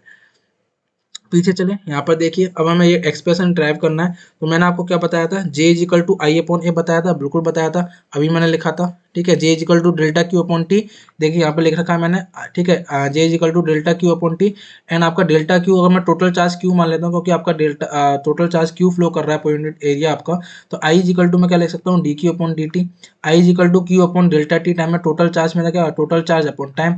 ठीक है, टोटल चार्ज, चार्ज कितना है मेरा आपका, यहाँ पर चार्ज कौन सा है, चार्ज है सर जी यहाँ पर इलेक्ट्रॉन, बिल्कुल सही बात है, इलेक्ट्रॉन। ठीक है, और मेरे आपके पर यूनिट टाइम में एन नंबर ऑफ इलेक्ट्रॉन क्या कर जा रहे हैं, इस पर्टिकुलर एरिया से बाहर भाग जा रहे हैं। कुछ तो आपकी क्वांटिटी होगी, कुछ तो नंबर होगा, 100, 200, 300, 1000, 1 लाख, कुछ तो होगा। मैंने क्या ले लिया, वो एन ले लिया। तो मेरे क्या है कि इस टी टाइम में, इस डेल्टा टी टाइम में मेरे एन नंबर ऑफ इलेक्ट्रॉन इस ए एरिया से बाहर चले जा रहे हैं। तो मेरा टोटल चार्ज कितना हो जाएगा आपका, एक इलेक्ट्रॉन पर चार्ज ई है, तो एन इलेक्ट्रॉन पर चार्ज कितना हो जाएगा, एन ई। तो इस टोटल चार्ज को मैंने क्या लिख दिया, एन ई लिख दिया अपॉन डेल्टा टी, जहाँ पर आपके एन क्या है, नंबर ऑफ इलेक्ट्रॉन। तो इस आई की वैल्यू मैं क्या करूंगा, यहाँ पर डाल दूंगा, यहाँ पर देखो, यहाँ पर डाल दी मैंने, J equal to I upon A. ठीक है, तो इस वैल्यू मैंने आई की क्या डाल दी, एन ई अपॉन आपका डेल्टा टी डाल दिया, ए आपका ऑलरेडी था। ऊपर नीचे मैंने किससे मल्टीप्लाई कर दिया, इस आपकी मटेरियल की लेंथ से, एल क्या है, मटेरियल की लेंथ है, इसकी लेंथ से मैंने मल्टीप्लाई कर दिया। तो area into L, area into length क्या होती है आपकी, वॉल्यूम होती है, बिल्कुल होती है sir ji, volume of material, बिल्कुल ठीक है। तो यही मैंने क्या लिख दिया, एरिया इंटू एल आपकी वॉल्यूम आ गई। ठीक है, एंड एल अपॉन यानी distance upon time, distance upon time क्या होता है sir ji, distance upon time होता है स्पीड, और इसी स्पीड को मैंने क्या बोल दिया, वीडी बोल दिया। वीडी मतलब आपकी जिस स्पीड से आपके इलेक्ट्रॉन आगे मूव कर रहे हैं। डिस्टेंस अपॉन टाइम क्या होगा, जिस स्पीड से इलेक्ट्रॉन आपके मूव कर रहे हैं उसे हम वीडी बोलते हैं। वीडी मतलब आपका होता है ड्रिफ्ट वेलोसिटी, वीडी मतलब क्या होता है, ड्रिफ्ट वेलोसिटी। तो एल अपॉन डेल्टा टी मेरा क्या आ गया आपका, ड्रिफ्ट वेलोसिटी, समझ में आ गया। ठीक है, मेरे पास आई अपॉन ए था, आई को मैंने क्या लिख दिया, N E upon delta T. ठीक है, ऊपर नीचे एल से मल्टीप्लाई कर दिया, तो आपका ए इंटू एल आपका क्या हो गया, वॉल्यूम हो गया, एल अपॉन डेल्टा टी आपका वीडी हो गया। तो मैंने यहाँ क्या लिख सकता हूँ, capital N upon V multiply by E multiply by V D. तो ये एन अपॉन वी जो होता है इसे हम बोलते हैं कैरियर डेंसिटी। ठीक है, चार्ज कैरियर डेंसिटी बोल सकते हो, जिसे मैंने स्मॉल एन से रिप्रेजेंट कर दिया। तो यहाँ पर मेरा जे क्या निकल के आ गया, N E into V D, जो कि आपको यहाँ आगे मैंने इमेज में दिखाया था, N E into V D, sorry, N E into V D आपको यहाँ पर दिखा रखा था। ये एक्सप्रेशन कैसे आया वो मैंने पीछे आपको पूरा बता दिया, और ये एक्सप्रेशन बहुत ज़्यादा इंपॉर्टेंट है, इसको आपको लर्न कर लेना है, इसलिए मैंने यहाँ पर आपके स्टार भी मार्क कर रखे हैं। ठीक है, ये इंपॉर्टेंट है बहुत ज़्यादा ये वाला एक्सप्रेशन। तो करंट डेंसिटी आपका क्या होगा, I upon A delta Q upon A into T, और दूसरा आपका एक तीसरा एक्सप्रेशन हो गया N E into V D. यहाँ पर वी डी क्या है, वी डी आपका ड्रिफ्ट वेलोसिटी है, वी डी आपका क्या है, ड्रिफ्ट वेलोसिटी है। क्या क्लियर हो गया कि ये एक्सप्रेशन आपका ड्रिफ्ट वेलोसिटी का, उसका करंट डेंसिटी का कैसे आया, बिल्कुल क्लियर होगा। अभी हम ड्रिफ्ट वेलोसिटी का भी एक्सप्रेशन देखेंगे कि ड्रिफ्ट वेलोसिटी क्या होती है, लेकिन अभी समझ लो यहाँ पर ड्रिफ्ट वेलोसिटी आया कि आपका करंट डेंसिटी का expression, the expression of current density in terms of the drift velocity क्या होगा आपका, N into E into V D. Clear हो गया। तो यहाँ पर जो भी चीज़ें उसको मैं एक बार हटा देता हूँ, आप एक बार इसको स्क्रीनशॉट ले लीजिएगा, नोट कर लीजिएगा अपने नोट्स में। क्या क्लियर हो गया ये वाला एक्सप्रेशन कैसे आया, क्या क्लियर हो गया सभी बच्चों के वाला एक्सप्रेशन कैसे आया। चलिए आगे चलते हैं, बिल्कुल क्लियर हो गया सर जी, एकदम क्लियर हो गया। चलिए आगे चलते हैं, ये वाला डायग्राम मैंने आपको दिखाई दिया। चलिए अब बात आती है ड्रिफ्ट वेलोसिटी, क्योंकि पीछे वाले एक्सप्रेशन में सर जी हमने देखा था, क्या देखा था, पीछे वाले एक्सप्रेशन हमने देखा था current density is equal to small N into E into V D, और यही वी डी मैंने आपको क्या बोला था, आपका ड्रिफ्ट वेलोसिटी बोला था। अब इस ड्रिफ्ट वेलोसिटी की बात कर लेते हैं, ये ड्रिफ्ट वेलोसिटी क्या है। ठीक है, तो इस ड्रिफ्ट वेलोसिटी की बात कर लेते हैं। तो ये ड्रिफ्ट वेलोसिटी क्या है, यहाँ देखिए, अगर डेफिनेशन लिखने को आता है तो मैंने डेफिनेशन लिख रखा है, आप एक बार पढ़ लीजिए क्या होता है। It is the average velocity acquired by the electron in the direction opposite to the direction of the applied field. बिल्कुल ठीक बात है। पीछे जो हम क्या बोल रहे थे कि अप्लाइड फील्ड हमने इस डायरेक्शन में करा, इलेक्ट्रॉन इधर मूव कर रहे हैं, तो इन इलेक्ट्रॉन की इस डायरेक्शन में एक एवरेज वेलोसिटी क्या होगी, वही मेरी क्या है, ड्रिफ्ट वेलोसिटी। वही मेरी क्या है, आपकी ड्रिफ्ट वेलोसिटी है। तो पीछे अगर हम बात करें तो यहाँ पर देखिए इलेक्ट्रॉन आपका ये है, ये मेरा मान लीजिए पहला इलेक्ट्रॉन, ये मेरा दूसरा इलेक्ट्रॉन, ये मेरा तीसरा इलेक्ट्रॉन, ये मेरा चौथा इलेक्ट्रॉन, ठीक है, इस तरीके से आ रहा है। इस इलेक्ट्रॉन की वेलोसिटी Vx है आपकी 1 लिख देता हूँ, इस इलेक्ट्रॉन की Vx2 है, इस इलेक्ट्रॉन की वेलोसिटी Vx3 है, इस इलेक्ट्रॉन की वेलोसिटी Vx4 है। तो एवरेज वेलोसिटी मेरी कितनी हो जाएगी, Vx1 plus Vx2 plus Vx3 plus x, मतलब क्या लिखा है, अगर मैं इस डायरेक्शन में x मान लेता हूँ, इधर y मानना है, तो x डायरेक्शन में जो वेलोसिटी है डेट डेट डेट डेट plus Vxn, total number of electron मैंने कितने माने थे n, डिवाइड बाय n कर दूंगा, तो मेरी क्या आ जाएगी, ड्रिफ्ट वेलोसिटी आ जाएगी। तो पहला एक्सप्रेशन आपका क्या हो गया, ये आपका ड्रिफ्ट वेलोसिटी का एक्सप्रेशन हो गया। तो यही मैंने ये लिख रखा है, अगर आपको एग्जाम में लिखने के लिए आता है तो आप एज इट इज लिख के आ सकते हो, ठीक है, कोई दिक्कत नहीं है, अपने अच्छे से नोट्स बनाइएगा, नहीं तो आप क्या कर सकते हैं, स्क्रीनशॉट ले सकते हैं। चलिए, तो यही एक्सप्रेशन मैंने यहाँ पर लिख दिया आपका कि Vd मेरा कितना हो जाएगा 1/n Vx1 plus Vx2 plus आपका डेट डेट डेट डैश आपका Vxn। अब बच्चों बात क्या है कि मैं पीछे चलता हूँ एक मिनट, कि यहाँ पर एक बार इसको डिलीट कर देता हूँ। देखो मेरा इलेक्ट्रिक फील्ड लग रहा है, ठीक है, इलेक्ट्रिक फील्ड मेरा लग रहा है। इस इलेक्ट्रिक फील्ड की वजह से आपका इलेक्ट्रॉन पर, इस इलेक्ट्रिक फील्ड की वजह से इलेक्ट्रॉन पर क्या होगा, एक फोर्स लगेगा, ठीक है। वो फोर्स आपका क्या होता है, आपका किसी भी चार्ज कैरियर पर इलेक्ट्रिक फील्ड की वजह से जो फोर्स होता है, फोर्स आपका होता है ड्यू टू इलेक्ट्रिक फील्ड, अगर मैं लिखूं वो होता है Q इंटू आपका E, charge multiply by electric field, ठीक है। अब यहाँ पर आपका चार्ज क्या है, सर जी यहाँ पर तो चार्ज हमारा इलेक्ट्रॉन है, बिल्कुल सही का इलेक्ट्रॉन। तो यहाँ पर मेरा इलेक्ट्रॉन पर एक फोर्स क्या लगेगा इलेक्ट्रिक फील्ड की वजह से, आपका E इंटू कैपिटल ई, और इसी फोर्स की वजह से, इलेक्ट्रिक फील्ड के इसी फोर्स की वजह से तो ये इलेक्ट्रॉन सारे के सारे इधर मूव कर रहे हैं, इसी इलेक्ट्रिक फील्ड के फोर्स की वजह से तो ये इलेक्ट्रॉन मूव कर पा रहे हैं इधर, तभी तो हमें करंट मिल रहा है। तो वही मैंने यहाँ पर लिखा कि मेरा जो आपके इलेक्ट्रॉन होंगे उन पर एक आपका फोर्स क्या लग रहा होगा, आपका F इज इक्वल टू आपका E इंटू कैपिटल ई लग रहा होगा। कैपिटल ई क्या है, यहाँ पर इलेक्ट्रिक फील्ड है, कैपिटल ई क्या है, आपका इलेक्ट्रिक फील्ड है, स्मॉल ई आपका इलेक्ट्रॉन का चार्ज है, इलेक्ट्रॉन का चार्ज है। अब आप सभी बच्चों ने क्लासिकल मैकेनिक्स पढ़ी होगी, तो क्लासिकल मैकेनिक्स में हम बात करते हैं किसकी, कि आपका जो फोर्स होता है वो क्या होता है, मास इनटू एक्सीलरेशन, सबने पढ़ा होगा, ठीक है, कोई आपकी सोचने वाली बात नहीं है, छोटा सा एक्सप्रेशन है कि आपका force is equal to mass into acceleration. एक फोर्स मुझे इलेक्ट्रिक फील्ड की वजह से क्या पता है, आपका ई इंटू कैपिटल ई, ठीक है, ये दोनों फोर्स क्या होंगे, बराबर रख दिए, तो मैंने क्या करा, mass of electron M E मान लिया, तो mass of electron M E into A is equal to आपका F is equal to E into E. तो यहाँ से मुझे क्या पता चल गया कि जो इलेक्ट्रॉन का जो एक्सेलरेशन होगा वो कितना होगा, आपका small E into capital E upon mass of electron. ये क्या है, आपका एक्सेलरेशन ऑफ इलेक्ट्रॉन। क्लियर हो गया कि इलेक्ट्रॉन का एक्सेलरेशन कैसे निकल के आएगा, सारी क्लियर हो गया, बिल्कुल क्लियर हो गया। अब मुझे क्या पता है, वेलोसिटी, क्योंकि मुझे इलेक्ट्रॉन की वेलोसिटी यानी ड्रिफ्ट वेलोसिटी की बात कर रहा हूँ, तो मुझे वेलोसिटी निकालनी है। वेलोसिटी क्या होता है आपका, वेलोसिटी की अगर मैं बात करता हूँ तो आपने एक्सप्रेशन पढ़ा होगा मैकेनिक्स में, v is equal to U plus A T, पढ़ा है, बिल्कुल पढ़ा है। और मैं यहाँ बात कर रहा हूँ एवरेज वेलोसिटी की, तो ड्रिफ्ट वेलोसिटी जो मेरी इलेक्ट्रॉन्स की एवरेज वेलोसिटी है, ये इनिशियल वेलोसिटी सारे इलेक्ट्रॉन की जो एवरेज होगी, प्लस आपका acceleration of electron into time T time में जो आपका आपका वेलोसिटी इसकी होगी। तो एवरेज वेलोसिटी की अगर मैं बात करूँ तो आपकी टी टाइम में जो एवरेज वेलोसिटी होगी वो जीरो जाएगी। क्यों होगी जीरो एवरेज वेलोसिटी, क्योंकि मेरा इलेक्ट्रॉन कभी इधर जा रहा है, कभी इधर जा रहा है, कभी इधर, क्योंकि रैंडमली मूव कर रहा है। और वेलोसिटी क्या है, सर जी वेलोसिटी आपकी होती है वेक्टर क्वांटिटी, ठीक है। अगर ये स्केलर होती तो क्या जीरो होती, नहीं, स्केलर होती तो मैग्नीट्यूड ऐड होता चला जाता, लेकिन यहाँ पर क्या है, आपका वेक्टर क्वांटिटी होती है वेलोसिटी, यानी डायरेक्शन पर डिपेंड करती है, कभी ये पॉजिटिव डायरेक्शन में होगी, कभी नेगेटिव डायरेक्शन में होगी, कभी ऊपर होगी, कभी नीचे होगी, जिसकी वजह से मेरा क्या होगा, एवरेज वेलोसिटी जो इनिशियली होगी वो क्या हो जाएगी, जीरो। तो मेरी वेलोसिटी का एक्सप्रेशन क्या निकल के आया, V D is equal to आपका acceleration of electron into T. तो ये एक्सप्रेशन मैंने यहाँ लगा दिया, देखो मैंने यहाँ ब्रैकेट में लिख रखा है, v is equal to U plus A T, initial velocity electron की जीरो हो जाएगी एवरेज, तो v इज इक्वल टू आपका क्या आ जाएगा, ए टी आ जाएगा। एक्सीलरेशन मैंने कितना निकाला इलेक्ट्रॉन का, e into capital E upon mass of electron. तो ये मैंने यहाँ पर एक्सप्लेन रख दिया, और ये मुझे क्या मिल गया, आपका इलेक्ट्रॉन की ड्रिफ्ट वेलोसिटी मिल गई। ये आपकी क्या है, एवरेज ड्रिफ्ट वेलोसिटी है आपकी इलेक्ट्रॉन की, e into capital E upon mass of electron multiply by T. Clear हो गया। कभी कभी इस टी को टाउ से भी रिप्रेजेंट करते हैं, आगे देखेंगे, ठीक है, पूरा बताएंगे। तो ये आपका अभी टी यहाँ पर देख लीजिए, टी क्या है, टाइम है, ठीक है। इस टी के अलग अलग क्या क्या नाम होते हैं वो भी बताएंगे, केवल अभी यहाँ का देख लीजिए, इतना समझ लीजिए यहाँ पर क्या है, टाइम। तो ये आपका एक्सप्रेशन आया कैसे ड्रिफ्ट वेलोसिटी का इलेक्ट्रॉन का, क्या सभी बच्चों को क्लियर हो गया, क्या सभी बच्चों को क्लियर हो गया, बता दें एक बार, बिल्कुल क्लियर हो। ये एक्सप्रेशन आपका इंपॉर्टेंट है, ठीक है, ये एक्सप्रेशन आपका इंपॉर्टेंट है, जो कि आपको याद रखना है, V D is equal to E into capital E upon mass of electron into T. ठीक है। अब मेरे पास पीछे एक्सप्रेशन क्या आया था करंट डेंसिटी का, एक बार देखिए, मैं यहाँ लिख देता हूँ मैं, J is equal to small n into E into V D. ठीक है, देखो J के एक्सप्रेशन देखो, पहला J इज इक्वल टू आपका I upon sorry delta Q upon A into delta T, इसी को हमने लिख दिया था I is equal to J is equal to sorry J is equal to I upon A. तीसरा एक्सप्रेशन मेरे पास आया था J is equal to N E into V D. अब देखो वी डी की वैल्यू मुझे पता चल गई ई upon A, capital E upon mass of electron into T. इस चीज को मैं क्या कर देता हूँ, यहाँ पर डाल देता हूँ वी डी। तो जे इज इक्वल टू कितना लग रहा है, N into E into V D की वैल्यू मेरी होगी E capital E upon mass of electron into आपका टी।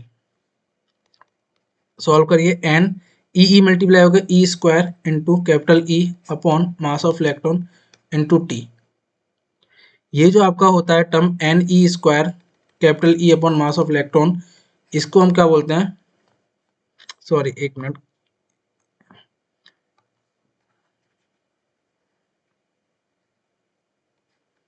चलो एक मिनट दोबारा लिख देता हूँ मैं इसको। ये देखो क्या है, N E square upon mass of electron into T into capital E. ये जो आपका एक्सप्रेशन होता है N E square T upon E, ये होता है आपका सिग्मा, जिसे हम क्या बोलते हैं इलेक्ट्रिकल कंडक्टिविटी। सारी चीजें एक दूसरे से रिलेटेड है, सारी चीजें क्लियर हो जाएंगी। ये क्या होता है इलेक्ट्रिकल कंडक्टिविटी, और 1 अपॉन सिग्मा कर दूंगा तो यही मेरा क्या होता है इलेक्ट्रिकल रेजिस्टिविटी। और इसी इलेक्ट्रिकल रेजिस्टिविटी का टेम्परेचर के साथ क्या कहानी होती है वो हम इसके नेक्स्ट लेक्चर में बात करेंगे, पूरा बताएंगे। ठीक है, ये होती है इलेक्ट्रिकल रेजिस्टिविटी कि प्योर मेटल के केस में कैसे आपकी क्या होती है इलेक्ट्रिकल रेजिस्टिविटी। आपका इम्प्योर मेटल होगा या मेरा अलॉय होगा या कोई मेरी इम्प्योरिटीज होंगी, डिफेक्ट होंगे, तो इस इलेक्ट्रिकल रेजिस्टिविटी पे मेरा क्या फर्क पड़ेगा, टेम्परेचर के साथ कैसे डिपेंड कर रही है इलेक्ट्रिकल रेजिस्टिविटी, सारी बातें करेंगे अगले लेक्चर में। लेकिन अभी आप समझ लीजिए इलेक्ट्रिकल रेजिस्टिविटी क्या है, कंडक्टिविटी क्या है। तो देखो एक्सप्रेशन पहले हमारा ये आया था, फिर ये आया N E V D, V D की वैल्यू रखी तो आपका ये, तो इसको मैं क्या लिख रहा हूँ जे, तो जे इज इक्वल टू मैं क्या लिख सकता हूँ सिग्मा इंटू ई। एक एक्सप्रेशन आपका क्या होगा करंट डेंसिटी का ये हो गया। क्या सभी बच्चों को क्लियर हो गया? तो यही चीज मैंने यहाँ लिख रखी है आपकी, now put this value of the drift velocity in the expression of the current density. ये रखा तो हमारा ये वाला टर्म आया जिसे हम क्या बोलते हैं कंडक्टिविटी बोलते हैं। क्या क्लियर हो गया? आई होप यहाँ तक आप सभी बच्चों को क्लियर हो गया होगा। किसी को कोई डाउट आता है पूछ लीजिएगा, कमेंट बॉक्स में लिख दीजिएगा। और यहाँ तक अगर आपको समझ में आया है, लेक्चर अच्छा लगा है, तो एक बार प्लीज कमेंट जरूर कीजिएगा, हाँ सर जी हमको समझ में आया, अच्छा लगा, और उसको लाइक कर दीजिएगा। समझ में आ गया? बिल्कुल समझ में आ गया। चलिए आगे चलते हैं। एक बार मैं इसको सारा हटा देता हूँ जिससे कि आप अच्छे से नोट कर पाए। इसको आप स्क्रीनशॉट ले लीजिएगा, नोट कर लीजिएगा। चलिए आगे चलते हैं। तो मैंने देखो यहाँ पर लिख दिए सारे एक्सप्रेशन। जे इजिकल टू क्या आ जाएगा सिग्मा ई आएगा, ये आपकी क्या होती है कंडक्टिविटी है N E square T upon E. और दूसरा मैं क्या लिख सकता हूँ आपका सिग्मा की एक वैल्यू तो ये है, दूसरा देखिए J is equal to N E V D is equal to sigma E. तो यहाँ इन दोनों को जब मैं आपका आपस में इक्वेट करूंगा तो यहाँ से सिग्मा की value N E V D in terms of drift velocity. ये किस टर्म है? इन टर्म्स ऑफ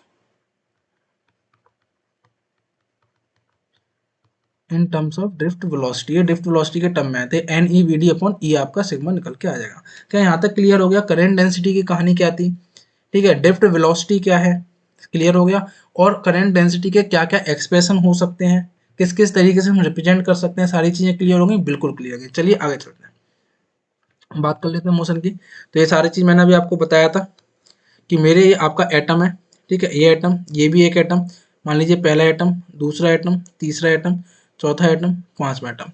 अब अगर मैं बात करता हूँ कि सर जी मेरे पास कोई भी मेटल है या कोई भी मटेरियल की बात कर रहा हूँ जिसमें मैं इलेक्ट्रिकल कंडक्शन की बात कर रहा हूँ, ठीक है, क्या ये मेरा मटेरियल या मेटल आपका परफेक्ट होगा?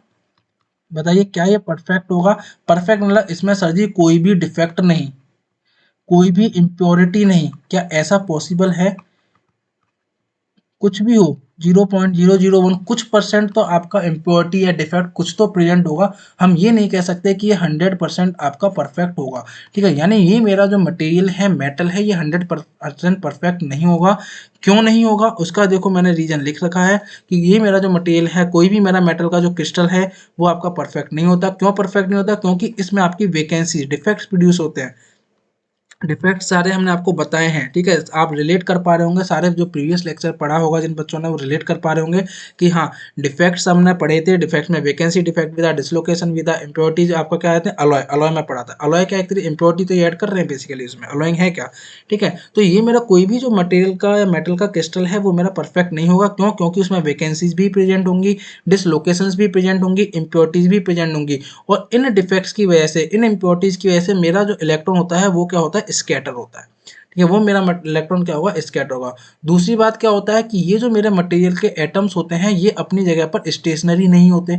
सर जी स्टेशनरी क्यों नहीं होते? क्योंकि अगर मैं बात करता हूँ, क्योंकि अभी हम नॉर्मली बैठे हुए हैं तो क्या टेम्परेचर आपका, रूम टेम्परेचर है, यानी रूम टेम्परेचर है, 0 केल्विन तो नहीं है बिल्कुल। जब आपका टेम्परेचर 0 केल्विन होगा तब ये जो एटम होते हैं ये बिल्कुल अपनी स्टेशनरी पोजिशन पर होते हैं, यानी वाइब्रेट नहीं करते हैं।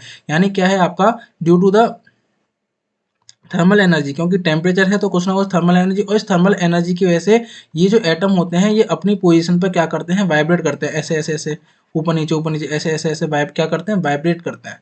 क्या होता है मोशन, इलेक्ट्रॉन में क्या होता है, वाइब्रेशंस होते हैं आपके, इसीलिए अपनी पोजीशन क्या आपके स्टेशनरी नहीं है। अब क्या है कि मेरा ये एटम यहाँ बैठा हुआ था, यहाँ से इलेक्ट्रॉन आपका चलते चलते आ रहा था, चलते चलते आ रहा था, ये वाइब्रेट कर रहा है, ये वाइब्रेट कर रहा है ऊपर नीचे। जैसे ही ये इलेक्ट्रॉन यहाँ पहुंचा, ये आपका एटम ऊपर की तरफ उठा, वाइब्रेट कर रहा था, क्योंकि इसने क्या करा, इस इलेक्ट्रॉन को धक्का मार दिया। अब इस इलेक्ट्रॉन को कहाँ स्कैटर कर दिया, जा इस डायरेक्शन में रहा था, अब ये इलेक्ट्रॉन इस डायरेक्शन में जाने लग गया, ऊपर की तरफ जाने लग गया। समझ में आया? तो इन चीजों की वजह से क्या है, आपका जो इलेक्ट्रॉन है उसका डायरेक्शन मोशन चेंज होता रहता है, रैंडम इधर से उधर मूव करता रहता है। दूसरा मैंने क्या बताया था, ड्यू लॉरेंस थ्योरी में बताया था कि कैसे आपका एक अपने इस एटम की सेल को छोड़कर दूसरे एटम की सेल में जाता है, वहां से आपका एक रैंडम मोशन हो गया। दूसरा क्या है आपका कि मटेरियल के अंदर इम्प्योरिटीज हैं, डिफेक्ट्स हैं, डिसलोकेशंस हैं। दूसरा आपका एटम वाइब्रेट कर रहा है, और इन चीज़ों की वजह से भी आपका जो इलेक्ट्रॉन होता है वो क्या करता है, आपका इधर से उधर आपका रैंडमली मूव करता रहता है, यानी स्कैटर होता है। उसे क्या बोलते हैं, आपका स्कैटरिंग ऑफ इलेक्ट्रॉन, उसे हम क्या बोलते हैं, इलेक्ट्रॉन आपका स्कैटर होता रहता है। तो अगर मैं मोशन की बात करता हूँ तो यहाँ आप देख सकते हैं कि मेरा मटेरियल के अंदर इलेक्ट्रॉन का मोशन कैसा होगा। देखिए यहाँ से आपका ये इलेक्ट्रॉन ने शुरू किया था, ये इनिशियल पॉइंट आई है, यहाँ गया, ये इलेक्ट्रॉन, ये एटम जो है आपका वाइब्रेट कर रहा है इस डायरेक्शन में, तो इसने इसको इस डायरेक्शन में वेलोसिटी दी थी। ये वाला जो एटम था ऐसे आपका वाइब्रेट कर रहा था, इसने इस डायरेक्शन में इसको मूव कर दिया, ये आपका इस डायरेक्शन में। तो इस तरीके से आपका क्या है, इलेक्ट्रॉन का डायरेक्शन आपका देखिए किस तरीके से रैंडमली मूव कर रहा है, फाइनली कहाँ आके बैठ गया। ये आपका क्या लिख लीजिए, देख लीजिए क्या लिखा हुआ, conduction electron the electron gas moves our randomly in the metal being frequently randomly scatter. बिल्कुल ठीक है, किसकी थर्मल वाइब्रेशंस की वजह से आपका हो रहा है, जो इम्प्योरिटीज है, जो डिफेक्ट है, उसकी वजह से क्या हो रहा है, आपका इलेक्ट्रॉन आपका स्कैटर कर रहा है। अगर मैं इसकी ट्रेजेक्ट्री की बात करता हूँ तो यहाँ देख लीजिए, जनरली याद रखिएगा ये जो आपकी इलेक्ट्रॉन ट्रेजेक्ट्री फॉलो करता है ना, जैसे यहाँ से यहाँ गया, यहाँ से आ गया, ये जो ट्रेजेक्ट्री होती है इलेक्ट्रॉन की पैराबोला होती है, ठीक है। पैराबोला ट्रेजेक्ट्री आपके इलेक्ट्रॉन की होती है। चलिए आगे चलते हैं। तो अब मेरा कोई भी आपका इलेक्ट्रिक फील्ड नहीं है, in the absence of the electric field के एब्सेंस में क्या होगा, and electron will not be able to avoid the collision. बिल्कुल ठीक बात है। क्यों? क्योंकि ये पीछे की जो मैंने आपको कहानी दिखाई, ये इन the absence of electric field है, कि आपका एटम वाइब्रेट भी कर रहे हैं अपनी पोजीशन पे, दूसरी इंप्योरिटीज भी हैं, डिफेक्ट भी हैं। तो क्या जो आपका इलेक्ट्रॉन है वो कॉलिजन को अवॉइड कर पाएगा? नहीं कर पाएगा। ठीक है, इधर से मूव करा, इधर से एटम ने धक्का मार दिया, दूसरी तरफ तो क्या, उधर से एटम ने धक्का मार दिया, तीसरी जगह तो इंप्योरिटी मिल गई, चौथी सॉरी चौथी जगह गया तो आपका डिसलोकेशन मिल गया, डिफेक्ट्स मिल गए। तो क्या उसका कॉलिजन अवॉइड हो पाएगा? बिल्कुल नहीं हो पाएगा। तो वही पॉइंट लिखा है कि इन the absence of the electric field की एब्सेंस में आपका क्या होगा कि जो इलेक्ट्रॉन होगा वो कॉलिजन्स को अवॉइड नहीं कर पाएगा विद वाइब्रेटिंग एटम, क्योंकि एटम वाइब्रेट कर रहे हैं, उसको धक्का मारते रहेंगे, एंड विल कंटिन्यू, और कंटिन्यूसली क्या होता रहेगा, इलेक्ट्रॉन स्कैटर होता रहेगा एक एटम से दूसरे एटम की तरफ। बिल्कुल ठीक बात है सर जी, क्लियर हो गई। अब जब मैं इलेक्ट्रिक फील्ड अप्लाई करूंगा तो क्या होगा, एक डायरेक्शन में आपका क्या लगेगा, एक डायरेक्शन में आपका क्या लगेगा, इलेक्ट्रिक फील्ड की वजह से आपका फोर्स लगेगा, इलेक्ट्रिक फोर्स। ठीक है, वो फोर्स मैंने देखो आपको पीछे बताया था, F is equal to E into E, and F आपका मास इंटू एक्सेलरेशन भी होता है, या M D V upon D T कह सकता हूँ। तो mass into acceleration is equal to आपका ई इंटू कैपिटल ई। ठीक है, ये जब आपका इलेक्ट्रिक फील्ड लग गया, एक पर्टिकुलर डायरेक्शन में मेरे इलेक्ट्रॉन मूव करने लग गए, मटेरियल के अंदर से आपका करंट फ्लो होने लग गया, तो वो इक्वेशन मैंने यहाँ पर लिख ली। इस एक्सेलरेशन को मैं D V upon D T लिख सकता हूँ। तो मैंने क्या लिखा, M D V upon D T is equal to E into E. तो यहाँ से D V upon D T is equal to E capital E upon आपका मास ऑफ इलेक्ट्रॉन। ठीक है, इसको मैंने क्या कर दिया, इंटीग्रेट कर दिया। मैंने इंटीग्रेट कर दिया तो क्या बचा आपका v is equal to E into capital E upon M into T plus आपका एक सी जो कि आपका इंटीग्रेशन का कांस्टेंट है जिसे हमने सी लिख दिया कांस्टेंट। यही आपकी क्या होगी equation of the motion of the electron के मोशन की जो इक्वेशन है जो वेलोसिटी है आपकी टी के साथ कैसे कैसे वेरी कर रही है वो हमने यहाँ पर देख ली। अब ये कांस्टेंट की वैल्यू क्या होगी ये भी पता कर लेंगे। ठीक है, और सिंपल सा क्या है ये आपका v is equal to U plus A T आपका रहता है, वहां से भी आप इसे रिलेट कर सकते हो जो हमने देखा था v is equal to U plus A T. तो हमने देखा था v डी एक्स हमने आपका एवरेज की बात करी थी तो u एवरेज आया था प्लस आपका E upon M into T. अगर मैं इस इक्वेशन को इससे कंपेयर करता हूँ तो सी की वैल्यू यू एम आएगी मतलब यू एवरेज आएगी और यू एवरेज कितना था जीरो था तो इसकी वैल्यू बेसिकली कितनी आएगी जीरो। तो वी डी एक्स कितना निकल के आएगा E capital E upon M into T. वहां से भी आप इसको क्या कर सकते हो रिलेट कर सकते हो। क्या समझ में आ रहा है कि किस तरीके से कहानी चल रही है, कितने तरीके से हम एक ही चीज को बार बार लेकर आ रहे हैं। ठीक है, कहीं से भी कैसे भी पूछा जा सकता है उसको आप इजीली बता पाओगे। ठीक है, ये सारी चीज मैंने डिलीट कर दी तो यहाँ से आपका क्या होगा इंटीग्रेट करके मेरा ये इक्वेशन मेरे पास आ गई। चलिए आगे चलते हैं तो यहाँ पर देखिए। ठीक है, ये एक पहला तरीका था। दूसरा तरीका मैंने अभी आपको यहाँ पर लिख के बताया था, इस जगह लिख के बताया था। एक तरीका ये देख लीजिए। ठीक है, अब देखिए मैंने यहाँ पर क्या कर रखा है कि आपका कोई भी मेरे पास इलेक्ट्रॉन था, इलेक्ट्रॉन में 3 इलेक्ट्रॉन की बात कर रहा हूँ यहाँ पर कि वैसे हर इलेक्ट्रॉन के साथ हो रहा होगा। Electron number 1, electron number 2, electron number 3। ठीक है, अब जब ये मेरा इलेक्ट्रॉन को जब मैं आपका बात कर रहा हूँ उसकी स्टडी कर रहा हूँ तो आपका पहला इलेक्ट्रॉन क्या था यहाँ था। ठीक है, इधर से मूव करके इधर गया, इधर किसी से टकरा गया, कोलिजन हो गया। ठीक है, ये इसका कोलिजन था, आपका इनिशियल कोलिजन था। अब मैं इस कोलिजन के बाद इसकी नेक्स्ट कोलिजन की बात कर रहा हूँ कि ये पहला इनिशियल कोलिजन था इसका। ठीक है, इनिशियल कोलिजन था। अब ये आपका फाइनल कोलिजन इसका जो नेक्स्ट कोलिजन है। ठीक है, यहाँ आपका टकराया यानी यहाँ से डेविएट हुआ तो ये इस चीज की बात कर रहा हूँ इनिशियल कोलिजन यानी इसे लास्ट कोलिजन बोल दूं यानी लास्ट कोलिजन और नेक्स्ट कोलिजन के बीच की हम बात कर रहे हैं। ठीक है, तो यहाँ मैंने इलेक्ट्रॉन नंबर 1 की बात कर रहा हूँ तो इसका ये लास्ट कोलिजन पर जो हुआ था टाइम t1 था और t टाइम पे इसका कोलिजन हो गया आपका। तो बेसिकली जैसे ही कोलिजन हुआ तो क्या होगा इसने अपनी वेलोसिटी लूज कर दी, दूसरे को अपनी वेलोसिटी दे दी और आपका इसकी वेलोसिटी तुरंत जीरो हो गई। तो ये मैंने 3 ग्राफ बना रखे हैं। इलेक्ट्रॉन नंबर 1 की कहानी ये है, इलेक्ट्रॉन नंबर 2 की कहानी ये है, इलेक्ट्रॉन नंबर 3 की कहानी ये है। इन्हीं सेम डायग्राम को आप यहाँ पर देख सकते हो। ठीक है, ये इस इलेक्ट्रॉन का लास्ट कोलिजन यहाँ था और अभी कोलिजन इतना है, कोलिजन होती है अपनी वेलोसिटी लूज करके वेलोसिटी हो गई जीरो। ठीक है, ये इलेक्ट्रॉन नंबर 2 की कहानी लास्ट कोलिजन T2 पर हुआ था इसका और T टाइम पे इसका फिर से कोलिजन होगा, ये वेलोसिटी जीरो। फिर आपका T3 पे हुआ था इलेक्ट्रॉन नंबर 3 का, T टाइम पे इसका कोलिजन होगा, वेलोसिटी इसकी जीरो। ठीक है, तो इस पॉइंट पर जाकर जो लास्ट कोलिजन हो रहा था तब इसकी वेलोसिटी हमने मान ली UXI थी। यहाँ पर उससे पहले UXI वेलोसिटी से चल रहा था, फिर आपका UX3 वेलोसिटी से चल रहा था। ठीक है, एक्स डायरेक्शन में इसकी जो वेलोसिटी थी। ठीक है, और टाइम आपका इन लास्ट कोलिजन और अभी का जो कोलिजन उसके बीच का टाइम कितना ले रहे हैं हम, टी ले रहे हैं, टी ले रहे हैं। ठीक है, टी ले रहे हैं। ठीक है, तो टी माइनस टी इसको मैं 1 इलेक्ट्रॉन 2 इसको मैं टी आई से रिप्रेजेंट कर देता हूँ। 1 इलेक्ट्रॉन के लिए T1 हो जाएगा, सेकंड के लिए T2, थर्ड के लिए T3। तो T minus T I time में आपका क्या वेलोसिटी हो जाएगी इसकी, इसके के बाद तो हम वी एक्स आई की बात करेंगे। इनिशियल वेलोसिटी आपका यू एक्स आई थी डायरेक्शन में प्लस एक्सेलरेशन मैंने आपको बता दिया ई into capital E upon mass into T minus T I time. तो सेम आपका एक्सप्रेशन वेलोसिटी का ये निकल के आ गया। ठीक है, अलग अलग तरीके हैं, किसी भी तरीके से आप इसको रिप्रेजेंट कर सकते हैं। मैंने ये डिलीट कर दिया तो ये आपका एक्सप्रेशन क्या निकल के आ गया, वेलोसिटी का निकल के आ गया। अब मुझे ड्रिफ्ट वेलोसिटी निकालनी है तो सारी ये क्या है एक पर्टिकुलर इलेक्ट्रॉन की वेलोसिटी है तो मुझे सारे इलेक्ट्रॉन की बात करना पड़ेगा यानी इसकी एवरेज की बात करूंगा। जब मैं इसके एवरेज की बात करूंगा तो यहाँ देख लीजिए इसका मैंने क्या ले लिया, एवरेज ले लिया। और एवरेज लेने के बाद मैंने आपको क्या बताया था जो आपका इनिशियल वेलोसिटी का जो एवरेज होगा वो जीरो होगा। 3 बार बता चुका, अभी दोबारा भी बता दिया कि इसका क्या जीरो होगा। तो फाइनल एक्सप्रेशन आपका जो VDX निकल के आया वो ये निकल के आ गया। और ये जो आपका T minus T I time है, ठीक है, इसको हम क्या बोलते हैं एवरेज फ्री टाइम। वहां पे पीछे आया था E, ये था इनटू आपका T था। मैंने बोला था ये T आगे आएगा, इसके अलग अलग नाम होते हैं, वो नाम क्या है वो यहाँ देख लीजिए। इस T को हम एवरेज फ्री टाइम, ठीक है, average free time for an electron between the collisions. ठीक है, एवरेज टाइम है एन जो अगर मैं एन कॉलिजन्स मान रहा हूँ आपका एन इलेक्ट्रॉन्स के बीच जो कॉलिजन्स हो रहे हैं उनके बीच का जो एवरेज टाइम है वो मैं टी एवरेज ले रहा हूँ। इसको हम रिप्रेजेंट करते हैं टाउ से। इसके क्या क्या नाम होते हैं, मीन टाइम बिटवीन कॉलिजन, क्योंकि आपका क्या था टी आई, देखो टी माइनस टी वन क्या था आपका इलेक्ट्रॉन 1 के 2 कॉलिजन के बीच का time, T minus T two electron 2 के एक कॉलिजन का आपका मतलब एक कॉलिजन ये एक दो कॉलिजन ये, इस 2 कॉलिजन के बीच का time. T minus T three मेरा क्या था इलेक्ट्रॉन 3 के 2 कॉलिजन के बीच का टाइम। ऐसे ही मैंने क्या करा सबका एवरेज ले लिया और उसको मैंने रिप्रेजेंट कर दिया टाउ से, उसको मैंने रिप्रेजेंट कर दिया टाउ से। और इसी टाउ के क्या क्या नाम होते हैं, मीन टाइम बिटवीन कॉलिजन्स, क्योंकि कॉलिजन्स के बीच में जो टाइम हो रहा था उसका मैंने मीन ले लिया।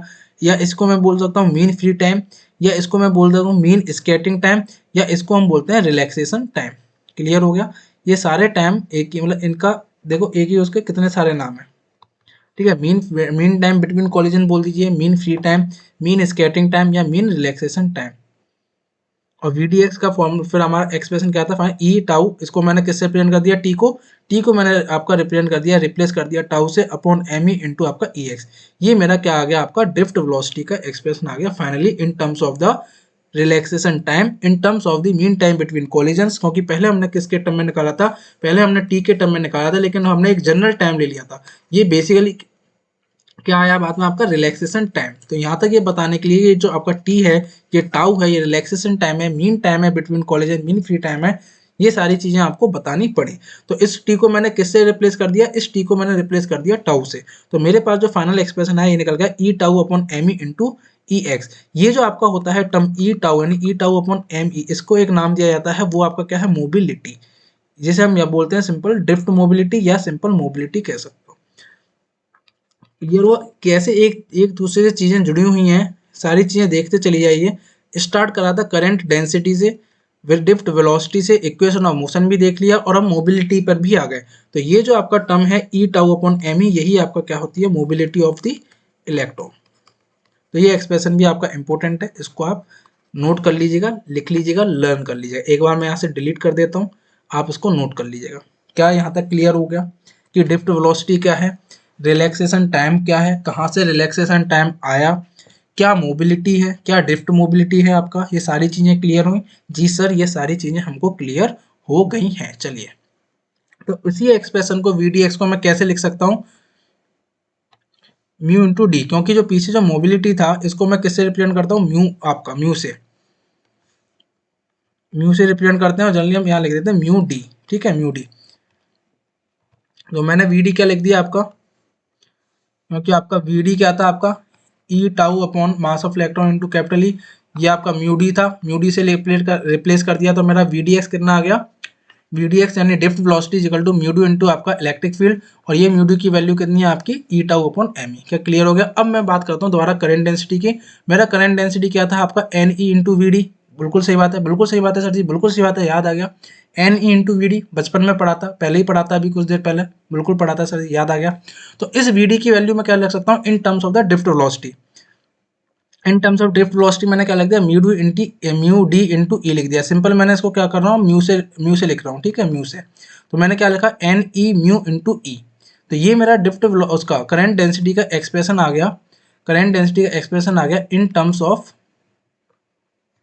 Of drift velocity, sorry drift mobility, या फिर आप सिंपल कह सकते हो मोबिलिटी।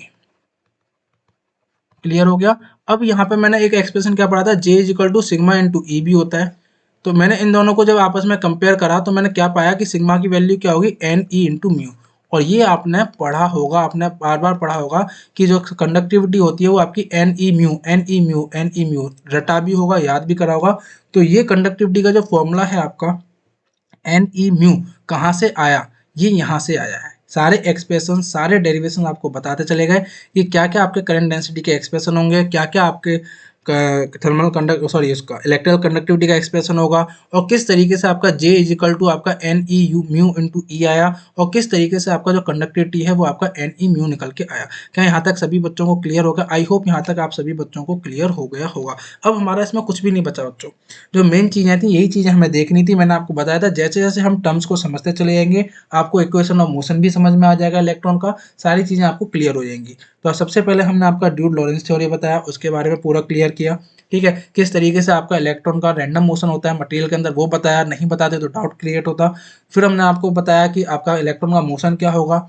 ठीक है, उसके अंदर हमने कहा कि पहले हम टर्म्स समझ लेते हैं, टर्म्स समझे तो करंट डेंसिटी स्टार्ट किया, करंट डेंसिटी से, और करंट डेंसिटी के अंदर जैसे ही ड्रिफ्ट वेलोसिटी का टर्म आया तो हमने ड्रिफ्ट वेलोसिटी को पकड़ा, ड्रिफ्ट वेलोसिटी से पकड़ते हमने सारी चीजें देख ली, रिलैक्सेशन टाइम भी देख लिया, कंडक्टिविटी भी देख लिया, रेजिस्टिविटी भी देख लिया, mean free time between collision भी क्या होता है, मीन स्कैटरिंग टाइम क्या होता है, ये सारी चीजें हमने क्या करा, एक दूसरे को लिंक करते हुए कवर कर ली। क्या सभी बच्चों को क्लियर हुआ यहाँ तक? सभी बच्चे एक बार मुझे बता दें, जी सर हमको क्लियर हो गया, कोई भी दिक्कत नहीं आई, कोई भी डाउट नहीं है। अगर डाउट आता है तो एक बार दोबारा देखिएगा, और नहीं समझ में आता है तो कमेंट बॉक्स में टाइप कर दीजिएगा, मैं उसको नेक्स्ट लेक्चर में आपको बता दूंगा। क्या सभी बच्चों को यहाँ तक क्लियर हुआ? जी सर जी, हमको यहाँ तक एकदम क्लियर हो चुका है, सारी चीज़ें क्लियर हो गई हैं। अगर आपको अभी अच्छा लगा है, क्लियर हो गया, तो एक बार कमेंट जरूर करके जरूर बताइएगा कि मुझे समझ में आया कि हाँ आप लोगों ने देखा, आपको समझ में आया। ठीक है, चलिए, तो यहाँ तक आपका बेसिकली हो गया मेन चीज़। एक कभी कभी क्या होता है कि जो हमने ड्रिफ्ट वेलोसिटी का एक्सप्रेशन देखा था, उसको एक दूसरे तरीके से आपका क्या करते हैं, प्रूव किया जाता है। वो तरीका मैंने यहाँ पे लिख रखा है, ज़्यादा इंपॉर्टेंट नहीं है, लेकिन मुझे मिला था तो मैंने सोचा कि आपको बता दिया है, तो यहाँ पर मैंने आपको लगा दिया। तो देखिए कुछ नहीं है, सिंपल जल्दी जल्दी देख लेते हैं कि ये मेरे पास एक इलेक्ट्रॉन था। ठीक है, ये इलेक्ट्रॉन था, इसका लास्ट कोलिजन आपका ये था, लास्ट कोलिजन इसका यहाँ हुआ, और आपका T1 टाइम बाद इसका कोलिजन यहाँ पर हुआ, T1 टाइम बाद इसका कोलिजन यहाँ पर हुआ। तो इस T1 टाइम में इसने एक्स डायरेक्शन में जो डिस्टेंस कवर किया वो था आपका S1। ठीक है, इस एस को मैं आपका अगर मैं बात करता हूँ मैकेनिक्स की, क्लासिकल मैकेनिक्स की, तो आपने इक्वेशन ऑफ मोशन पढ़ा होगा, तो आपने एस इज इक्वल टू पढ़ा होगा यूटी प्लस आपका हाफ ए टी स्क्वायर। ठीक है, अभी इससे पहले हमने कौन सी इक्वेशन से ड्राइव करा था ड्रिफ्ट वेलोसिटी का? v is equal to U plus A T से ड्राइव करा था। अब हम ड्राइव करने वाले इस इक्वेशन से। ठीक है, तो यहाँ पर हमने क्या देखा कि ये जो आपका एक इलेक्ट्रॉन की बात कर रहा हूँ, इलेक्ट्रॉन नंबर 1 है, ये आपका क्या कर रहा है, T1 टाइम में आपका यहाँ से यहाँ S1 डिस्टेंस कवर करके पहुंच जा रहा है। और एक्सीलरेशन मैंने कितना बताया था? एक्सीलरेशन आपने बताया था electron E small E upon to capital E upon mass of the electron. Simple मैंने क्या करा, इस इक्वेशन में चीजें डाल दी। तो मैं S1 फर्स्ट इलेक्ट्रॉन की बात कर रहा हूँ, इसकी इनिशियल वेलोसिटी एक्स डायरेक्शन में कितनी थी? x1 थी। तो u x1 इंटू T1, देखिए, प्लस हाफ इंटू ए, मैंने एक्सीलरेशन का आपका एक्सप्रेशन लिख दिया, इंटू T1, इसको कितना टाइम लगा? T1 square. यही सेम कहानी क्या चल रही होगी आपकी सारे इलेक्ट्रॉन्स के लिए चल रही होगी, सेकंड इलेक्ट्रॉन के लिए भी, थर्ड इलेक्ट्रॉन के लिए भी, फोर्थ इलेक्ट्रॉन के लिए। देखो प्रूव कैसे भी आ सकता है, आपसे एग्जाम में ऐसे पूछ ले, ऐसे पूछ ले, जो भी आपको इजी लगे वो आप आसानी से कर आइएगा, कोई दिक्कत वाली बात नहीं है। ठीक है, पहले हमने ऐसे करा था, अब हम इससे प्रूव कर रहे हैं क्या, ड्रिफ्ट वेलोसिटी का एक्सप्रेशन। तो मैंने क्या करा, आपका यहाँ क्या आएगा, U X two plus into sorry into T2 plus half into E X upon M E into T2 square, सारे एक्सप्रेशन लिख लिए। तो सभी इनका जो इलेक्ट्रॉन है उनका मैंने क्या करा, डिस्टेंस टोटल कितना हो जाएगा, ऐड कर दिया, S1 plus S2 plus S3 plus SP। तो you x one T1 plus you x two T2 plus डेडेड you x P, P हमने मान लिया आपके P नंबर ऑफ कोलिजन्स हो रहे हैं। ठीक है, क्या हो रहा है, P नंबर ऑफ कोलिजन आपका, फिर आपका half E into x plus आपका एम ई प्लस आपका T1 square plus T2 square plus T square. ठीक है, अब मैं एक ही इलेक्ट्रॉन की बात कर रहा हूँ, सॉरी आपका ये इलेक्ट्रॉन एक की बात कर रहे हैं, जिसमें आपका T1 टाइम में आपका S1 डिस्टेंस कवर किया है, T2 टाइम में S2 डिस्टेंस कवर किया है, T3 टाइम में S3 करा। ठीक, अलग अलग इलेक्ट्रॉन नहीं है, एक ही इलेक्ट्रॉन की बात कर रहे हैं। देखो पहले इलेक्ट्रॉन यहाँ गया, फिर यहाँ गया, फिर यहाँ गया, तो आपका T2 टाइम में आपका कुछ S2 डिस्टेंस कवर किया होगा, T3 टाइम में S3 डिस्टेंस कवर किया होगा, तो आपका T1 टाइम में जो इलेक्ट्रॉन ने डिस्टेंस कवर किया वो आपका कितना है, आपका S1 है, S2 T2 टाइम में S3, इन सारे अगर मैं एक इलेक्ट्रॉन की बात करता हूँ तो उसने आपका पी कॉलिजन्स अगर हो रहे हैं, और उसके पी कॉलिजन पर आपका यहाँ फिनिश देखो लिखा हुआ ना, पी कॉलिजन अगर वो कर रहा है तो टोटल डिस्टेंस कितना कवर करेगा, S1 plus S2 plus S3 plus SP। तो ये सारे मैंने ऐड कर दिए। ठीक है, आगे चलो। ठीक है, ये मैंने क्या करा, सारा ऐड कर दिया। ये देखिए, ये आपका ऐड हो गया, ये आपका ऐड हो गया। अब इस एक्सप्रेशन को मैं कैसे लिख सकता हूँ, इस तरीके से लिख सकता हूँ, क्योंकि अगर मैं टोटल डिस्टेंस मुझे पता चल गया, अगर मैं देखूं कि एक उसने एवरेज डिस्टेंस कितना आपका ट्रेवल किया, तो मेरा यू एक्स यहाँ पर जो आपका आएगा 1 into T1 plus you x two into T2, ये सब का एवरेज होगा, प्लस आपका जो half into acceleration into T square जो चल रहा था उसका भी एवरेज होगा। तो मैंने बताया था इनिशियल वेलोसिटी का एवरेज क्या आया था, 0 आया था, तो ये वाला टर्म तो आपका क्या हो गया, 0 हो गया। बचा कौन सा टर्म आपका, half into acceleration into P, और जो टाइम का जो आपका एवरेज आया था वो हमने लिख दिया टी स्क्वायर, टी बार क्या है आपका एवरेज है, तो ये आपका क्या होगा, एवरेज हो गया। अगर उसके पी कॉलिजन्स हो रहे हैं तो आपके, इसी टी को मैंने किससे प्रेजेंट कर दिया, टाउ, जो कि आपका क्या था, आपका रिलैक्सेशन टाइम था, और वो था, तो आपका क्या बन गया, आपका S is equal to E into capital E upon M into P number of collision into tau square. ठीक, अब मुझे वेलोसिटी निकालनी है। वेलोसिटी वेलोसिटी आपको पता है क्या होती है आपकी, या distance upon time, D upon T, S आपको पता है, यानी एस अपॉन आपका टी। ठीक है, और एक एवरेज, और एक इस कोलिजन से इस कोलिजन होने में इसको एवरेज टाइम कितना लग रहा है, टाउ लग रहा है, और मैंने क्या होता है, पी नंबर ऑफ कोलिजन्स कर रहा है, पी नंबर ऑफ कोलिजन, तो टोटल टाइम कितना लगा, टाउ इंटू पी। तो वेलोसिटी निकालने के लिए एस को किससे डिवाइड कर दूं, टाउ पी से डिवाइड कर दूं, तो वही हमने यहाँ पर कर दिया। तो एस को टाउ पी से डिवाइड करोगे, टाउ पी से, तो टाउ से आपका एक टाउ कट जाएगा, पी से पी कट जाएगा, एक्सप्रेशन क्या बचा ये, तो V D X is equal to E tau upon mass of electron into E. देखो सेम वही एक्सप्रेशन आपका निकल के आ गया ड्रिफ्ट वेलोसिटी का, जहाँ पर आपका ये क्या है, आपका मोबिलिटी है।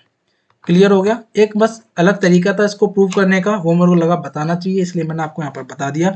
बाकी सारी चीज़ें मैंने आपको यहाँ पर क्लियर कराई नहीं, एक बार देख लीजिए, सारी चीज़ें ड्रिफ्ट वेलोसिटी से रिलेटेड क्लियर करा दी। एक ये तरीका था। तो यहाँ तक आज का हमारा लेक्चर कंप्लीट होता है बच्चों। आई होप आप सभी बच्चों को ये समझ में आया होगा, और जितना हमारे मतलब चीज़ें हमारे काम की थी, या जो हमें इंजीनियरिंग मटेरियल सब्जेक्ट में पता होनी चाहिए, पढ़नी होनी चाहिए, इलेक्ट्रिकल कंडक्शन के बारे में पता होना चाहिए था, किस थ्योरी पर बेस है आपका, क्लासिकल थ्योरी पर। दूसरा क्या था, उसे ही हम बोलते हैं ड्यूल लॉरेंस थ्योरी, ठीक है। इलेक्ट्रिकल कंडक्टेंस मतलब आपका कंडक्टिविटी क्या है, आपका रेजिस्टिविटी क्या है आपका, ये सारी चीज़ें, ड्रिफ्ट वेलोसिटी क्या होता है, करंट डेंसिटी क्या होता है, इनके एक्सप्रेशन क्या होता है, कैसे ड्राइव किया, ये सारी चीज़ें हमें पता होनी चाहिए थी इंजीनियरिंग मटेरियल्स में। तो मैंने आपको ये सारी चीज़ें बता दी, ठीक है। तो नेक्स्ट लेक्चर जो हम देखेंगे वो हम बात करेंगे किसके बारे में, नेक्स्ट लेक्चर हम बात करेंगे कि इस इलेक्ट्रिकल रेजिस्टिविटी, क्योंकि मैंने अभी यहाँ पर कंडक्टिविटी बता दी सिग्मा, और 1/सिग्मा जो होता है यही क्या होता है, रेजिस्टिविटी। तो ये रेजिस्टिविटी टेम्परेचर पे कैसे डिपेंड कर रही है, तो और आपका ये रेजिस्टिविटी इम्प्योरिटीज के साथ, डिफेक्ट के साथ कैसे इस पर असर पड़ता है, रेजिस्टिविटी में सारी बातें करेंगे। जिसके रिलेटेड दो आपके इंपॉर्टेंट रूल होते हैं, कौन कौन से, मैथेसन्स रूल एंड नॉर्थम्स रूल। ये रूल्स की हम बात करेंगे नेक्स्ट लेक्चर में, ठीक है। आई होप कि मैं इसको जल्दी लेकर आऊँगा, ठीक है। जब तक के लिए आप ये लेक्चर देखिए, पुराने लेक्चर देखिए रहिए, और ये लेक्चर अगर आपको पसंद आया है तो आपको क्या करना है, लाइक ज़रूर कीजिएगा, ठीक है। लाइक ज़रूर कीजिएगा, अगर ये लेक्चर आपको पसंद आया है तो लाइक ज़रूर कीजिएगा, लाइक कीजिएगा, कमेंट करके बताइएगा कि हाँ सर जी कैसा लगा, ठीक है। और जो नए स्टूडेंट हैं, जो न्यू स्टूडेंट हैं, या जो हमारे न्यू फैमिली मेम्बर्स हैं, वो क्या करें, हमारे फैमिली में, प्रोडिजी मेंबर की फैमिली में आने के लिए क्या करें, हमारे चैनल को सब्सक्राइब करें, जिससे हमें क्या मिलता है, मोटिवेशन मिलता है।